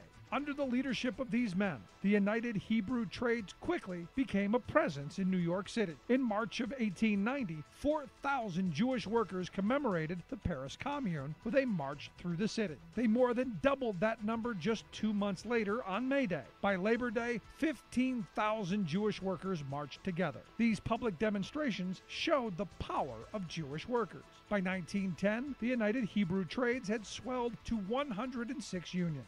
150,000 men and women were members, including thousands of Italians and other nationalities. By the 1930s, the United Hebrew Trades had reached its peak of 250,000 members. Labor History in 2 brought to you by the Illinois Labor History Society and The Rick Smith Show. For more information, go to laborhistoryin2.com. The self-described geniuses of Wall Street are being stupid again. In 2007, their stupid schemes and frauds crashed our economy, destroying middle-class jobs, wealth, and opportunities. Far from being punished, however, the scofflaws were bailed out by their Washington enablers. So the moral lesson they learned was clear. Stupid pays. Go stupid. Sure enough, here they come again. Rather than investing America's capital in real businesses to generate grassroots jobs and shared prosperity, Wall Street is siphoning billions of investment dollars into speculative nonsense, such as bundles of high-risk subprime auto loans. It works like this.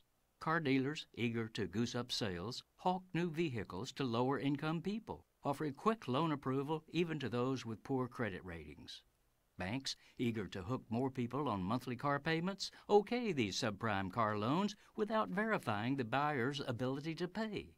Then, a Wall Street bank's investment house buys up thousands of these iffy individual loans, bundles them into multi-million-dollar debt securities, and sells them to wealthy global speculators. Last year alone, banks sold $26 billion worth of these explosive bundles of car loans. This is a gaseous repeat of Wall Street's subprime mortgage bubble that burst a decade ago. The scam generates easy money at the start for speculators and banksters, but as more and more low-income buyers are unable to make their car payments, defaults build up and the whole financial bubble pops. This is Jim Hightower saying, wasting America's much-needed investment capital on a scheme that intentionally puts people in cars they can't afford with loans they can't repay is not only stupid, but immoral, and it's killing our economy. Why are we letting elite Wall Street loan sharks do this to us? Hightower's commentaries are brought to you by the Hightower Lowdown, the monthly newsletter with Hightower's take on what Wall Street and Washington are up to. For information, visit hightowerlowdown.org. Now the lessons of the past were all learned with workers' blood. The mistakes of the bosses we must pay for. From the cities to the farmlands and trenches full of mud. 'Cause war has always been the boss's way, sir. Come on! The union forever defending our rights. Let's fight the right wing while workers unite. With our brothers and our sisters from many far-off lands. Nobody, Rick, nobody could have done what Donald J. Trump has done for Puerto Rico. Nobody. I mean, really, come on. How much ego does it take to say that? To put out a video of our military doing work and the people of Puerto Rico cleaning up, and nobody's done more than Donald J. Trump has done in Puerto Rico. I mean, it's nuts. Give him credit. He did throw the paper towels. He did do that. That's something. And they were tremendous towels, by the way. Anyway, here to give us some input on what's going on in the world of labor, our good friend Doug Cunningham, Workers Independent News. Doug, thanks for taking time for us. Hey, Rick. Yeah, those paper towels, maybe they were made in China, Trump-branded paper towels. Who knows? I wouldn't be surprised because, I look at this statement by Trump that nobody's done more. Nobody, Doug. Nobody. Yeah, Bob Corker agrees. Nobody's done more to head us toward World War III than this adult daycare center at the White House, according to Senator Corker's comments on Sunday. That was amazing. This is just it just keeps getting crazier and crazier, and frankly, more and more dangerous. Yeah, I mean, you look at his tweets over, North Korea. There's only one thing we can do.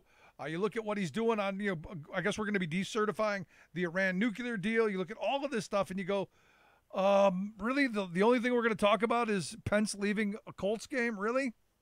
Oh man, I tell you, it's even worse than I think it is. And from what I can see from all the Republicans that Corker was talking about Republicans in private saying that he's not stable, he's a danger to the country, and we're hanging on by a thread, between us and nuclear war, essentially. I mean, this is just absolutely insane.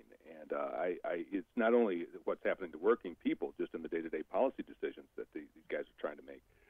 But man, the whole world is in danger by this guy, and everybody saw it coming anyway. I don't understand why anybody voted for him. You could see the instability on full display, during this. No, and look, I said, the first thing when you were talking about Corker is, where were you when we needed you? Where were you? That's right. In 2016, Where were all of these people who were going, hey, this guy's not all right? Because look, I was saying that all during the campaign.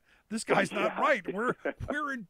If you work for a living, you're either going to be screwed or dead, but either way, not good.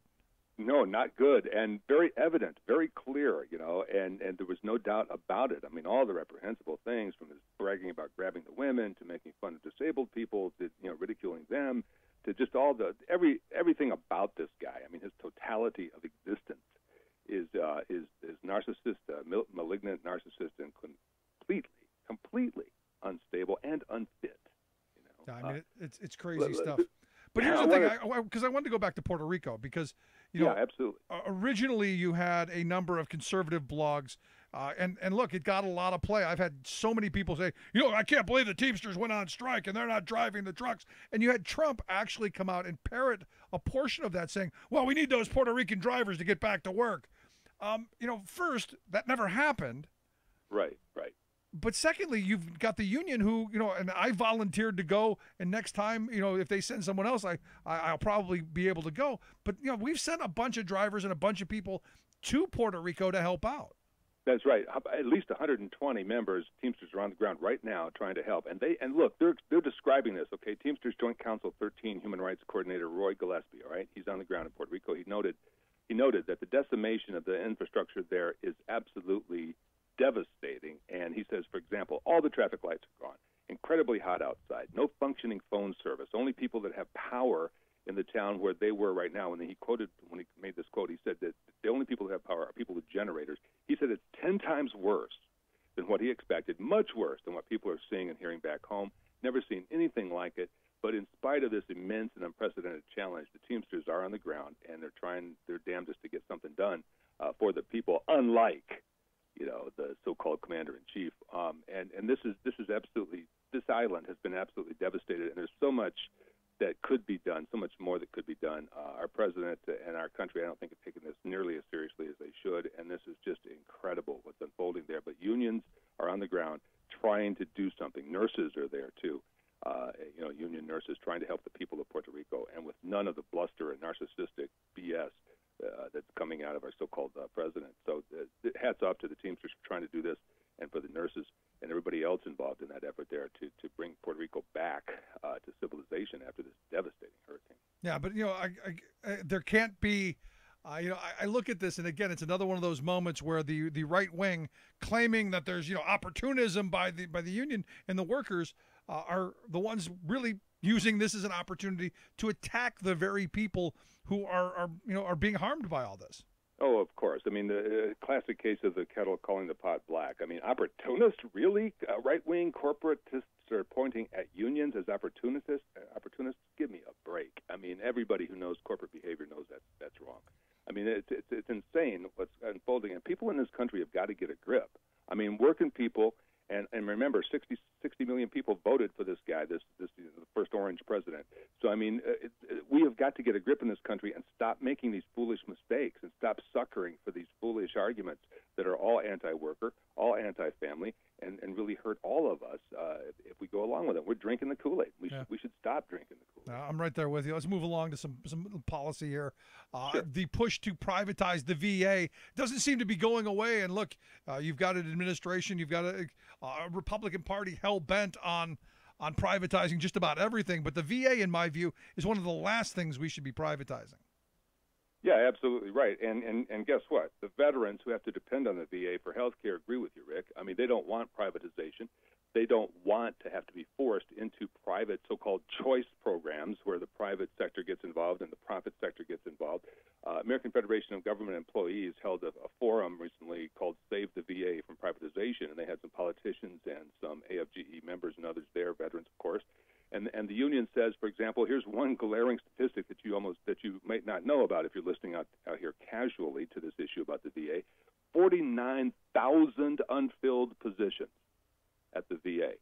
And then right-wingers who want to privatize it have the audacity to point at it and go, oh, but there are waiting lists and there are other problems and only the private sector can fix it. Sound familiar, folks? And the American Federation of Government Employees says 49,000 unfilled positions. The biggest and best thing that they could do if they really care about veterans' health care immediately, fill those positions. Yeah, but that would cost money, Doug. And look, and it would be counterintuitive to the goal of creating the crisis that they then can justify privatizing it with. Yeah, I mean, look, you just have to add up the numbers, right? I mean, why would a for-profit system be more effective and more efficient when there's a middleman in between taking some of that tax money as profit and putting it in their pocket? Why would that be more efficient? How in the world could it be more efficient? There are studies that show that it would not be more efficient. There was an American Legion study cited by Joseph Flynn from the AFGE, co-authored by author Suzanne Gordon, and they found that VA health systems perform as well as and often better than the rest of the U.S. healthcare system, and especially when it comes to patient safety, patient satisfaction, care, and coordination. And the study also found that even wait times, which has been the big bugaboo about VA when the right-wingers want to privatize everything, they point to those wait times. Wait times are typically the same or shorter at the VA than in those seeking private treatment. So, yeah, I mean, I've always found that talking point to be kind of curious, because for anybody who's tried to get a neurologist appointment or an appointment with a specialist with private health care, good luck. You're at least a month out. Absolutely, and the anti-healthcare right-wingers who always want to privatize everything are always pointing to how great the private system is. Oh, it's just you and your doctor, nobody in between. BS. Except the insurance company. Insurance company in between, deciding what's going to happen to you medically because they're counting their dollars and cents so they can put more in their pocket. They want to put more money in their pocket. They don't care about your health care. I mean, it's really crazy. And look, you look at the reports coming out. In fact, Politico had an article today that, the Republicans know that they're not going to be able to repeal the Affordable Care Act, but they're going to keep trying. Well, and while they're trying, Trump is trying to sabotage what does exist in the Affordable Care Act. And, you got to just scratch your head at one point and say, how far will these idiots take this? How far are they willing to go to hurt and even kill people because they want some political ideology over what really benefits working people and working families? And the answer is they don't have any limits. They'll go all the way, just like the robber barons in the last century. They'll go or a couple centuries back now, I guess. They'll go the whole way, which means that as long as they're profiteering, they don't really care about anything else. Yeah, they're all in. And sadly, they're all in. And as you pointed out, Trump's going to do what he can to destroy this. In fact, I just talked about a little bit earlier in the show, how there's a new executive order going to be popping up very soon that are going to exempt small associations and other buying groups from the essential benefits plans, which is going to completely undermine the marketplaces. Yeah, it will. I mean, one of the hallmarks of the Affordable Care Act was those essential coverages that are in place. And look, you need if you give a for-profit company the power to craft an insurance system, a healthcare system, what are they going to do? Are they going to cover you with for everything that you need and deliver it in the most efficient way possible to give you the best care, or are they going to engineer it so that they can give you skimpy care, charge high premiums, and make you pay the cost of your own care if you can even afford that, while they laugh all the way to the bank? That's what's happening with the private healthcare system. It's time for Medicare for all, as Bernie Sanders and some unions are supporting, National Nurses United among others. It's time that we understood that if you start out with the goal of delivering human services, you're much more likely to actually get those services to people who need them. If you start out with the goal of making a big profit and have just the service delivery be just incidental to that equation, you're not going to get the best care for the people that in this country that need it. Yeah, I'm right there with you. Lastly, what else is going on? What's the big story this week you're following? Well, a couple of different things. The AT&T, the mobility workers, 20-some thousand people, I think 21,000 workers in 36 states. They've been 8 months without a contract. They had one strike that was a week-long strike against the mobility stores to try to drive the point home. Now they're working the angle politically and putting all the pressure they possibly can on AT&T to come to an agreement with these workers. They're still negotiating. They're not out on strike at this point.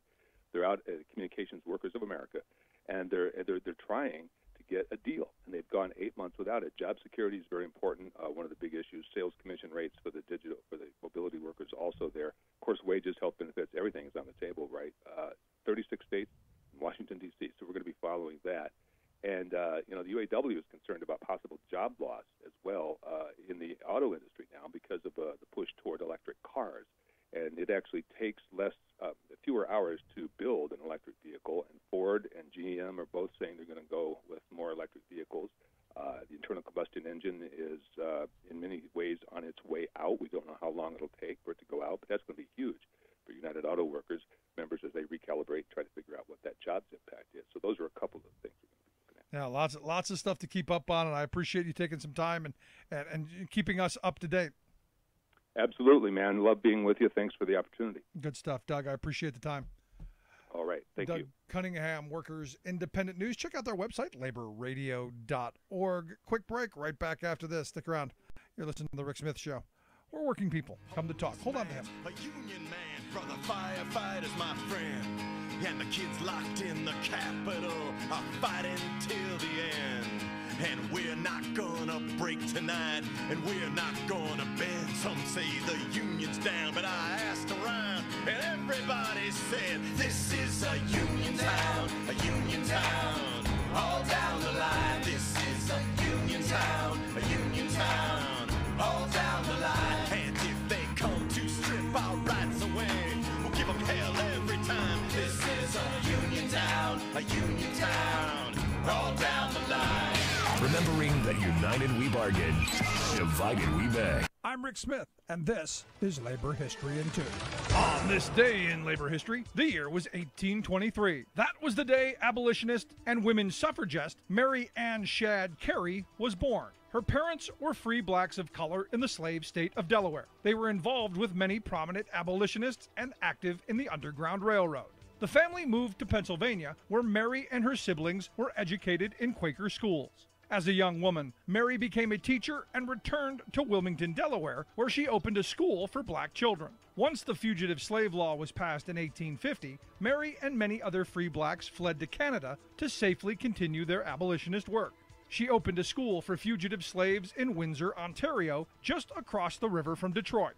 Mary soon came under fire in the local press for insisting the school be racially integrated. She responded by starting her own newspaper, the Provincial Freeman. She and her husband Thomas often traveled to the United States to continue their anti-slavery work. They were present at John Brown's 1858 Constitutional Convention. Mary worked with Osborne Perry Anderson to publish his 1861 memoir, A Voice from Harper's Ferry. Anderson had participated in Brown's raid and was the lone African-American survivor. After her husband's death, Mary returned to the United States with her children to help recruit black soldiers for the Union Army. Once the Civil War was over, Mary moved to Washington, D.C. to teach.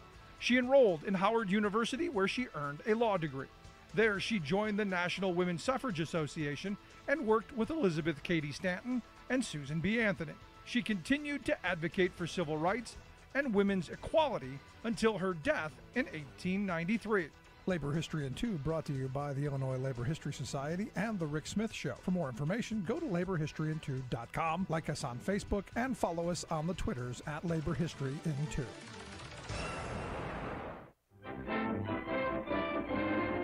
From UN headquarters in New York, this is your World in 2 Minutes. I'm your host, Luke Vargas, for Talk Media News. The international campaign to abolish nuclear weapons, known as ICAN, has won this year's Nobel Peace Prize. The Norwegian Nobel Committee applauded the group for highlighting the catastrophic humanitarian consequences of nuclear weapons use and for leading efforts to create a treaty banning nuclear weapons. That treaty was signed this year by 53 countries, though only 3 have ratified it: Thailand, Guyana, and the Vatican. Suffice it to say, the treaty faces major headwinds, including strong pushback from the U.S. and every other nuclear weapons state. Earlier this year, UN Ambassador Nikki Haley mocked those behind the treaty, saying they didn't understand the role nuclear weapons play in making the world safer. As a mom, as a daughter, there is nothing I want more for my family than a world with no nuclear weapons. But we have to be realistic. But U.S. opposition didn't deter ICAN's executive director, Beatrice Finn, who spoke to Talk Media News this summer about the value of the nuclear ban treaty. Basically, we think that this can set a norm, and it can change behavior even if states with nuclear weapons don't sign on to it. And we've seen them being very effective in the treaties that prohibit other weapons, like the Landmines Treaty, for example. The United States has never been a party to that treaty, but has still decided to follow the rules of the Landmines Treaty. Just like climate change, this is not an issue we can just look to 1 or 2 or 3 states to solve. They're not going to solve it. We have to solve it together. And this treaty is a good starting point. It's a basis to work on to delegitimize nuclear weapons and make them much more unattractive and unwanted than they currently are today. The nuclear weapons ban treaty will go into effect once it's ratified by 50 countries. For more global news headlines, visit talkmedianews.com.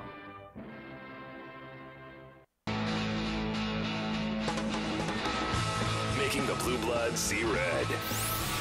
The Rick Smith Show.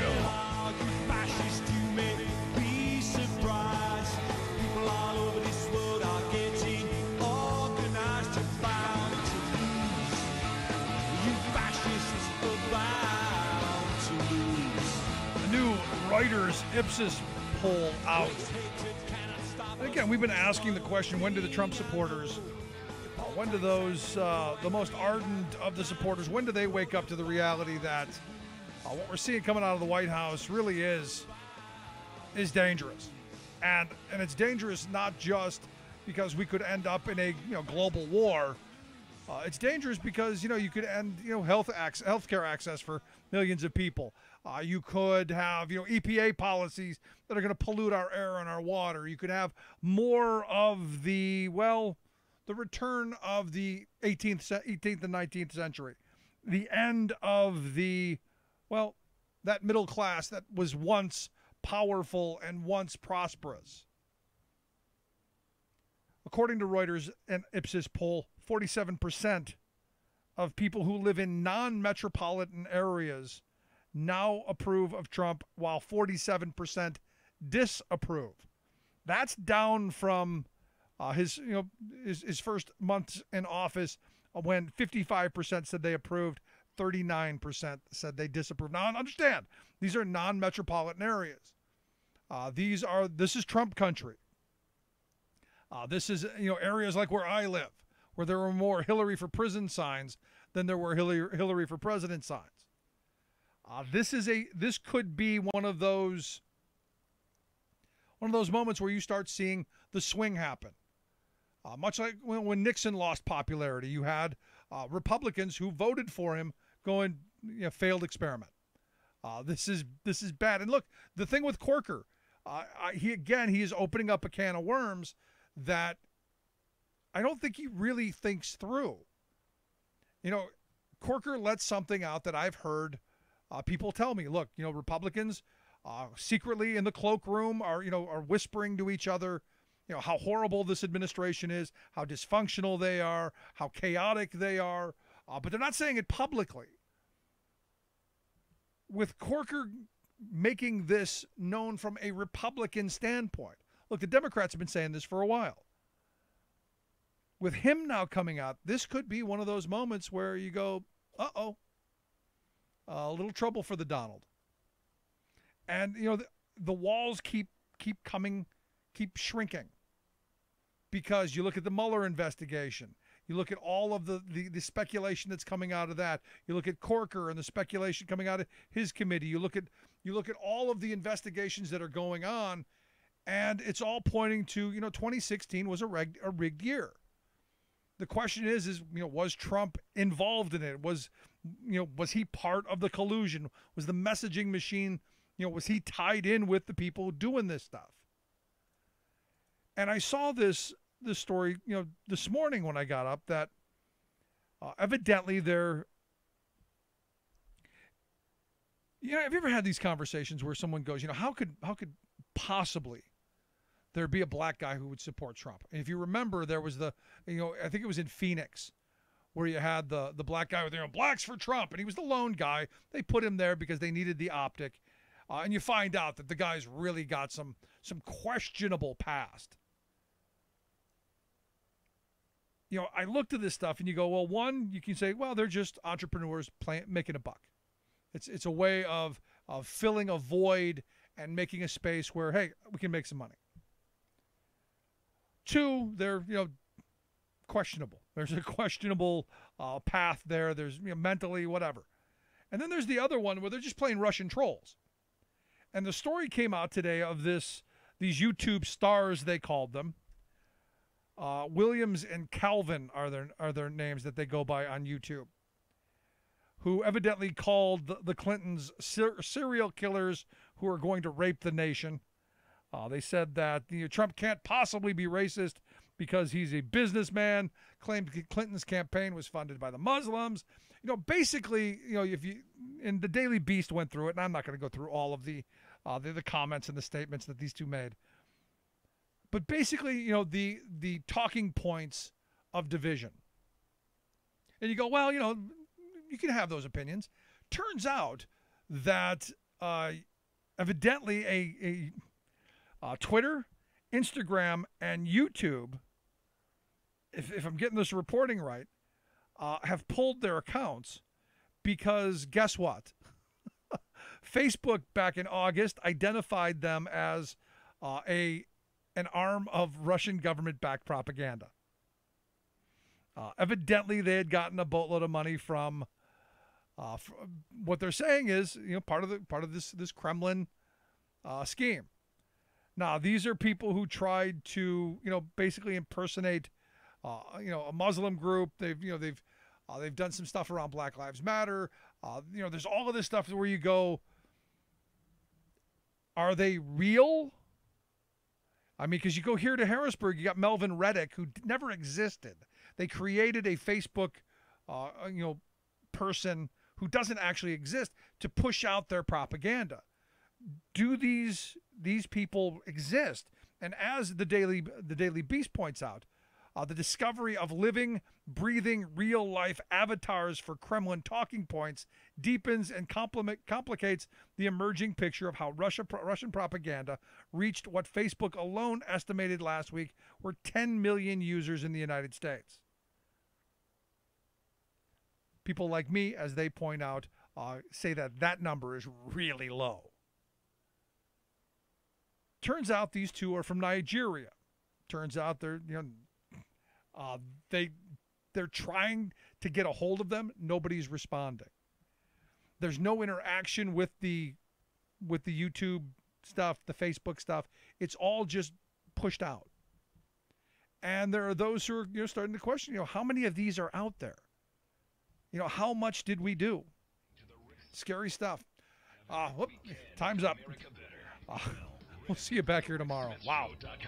Thanks so much for tuning in. With us anytime at thericksmithshow.com. Until next time, this has been The Rick Smith Show, where working people come to talk. It's color like the tide flood beneath the lunar sway. Imperial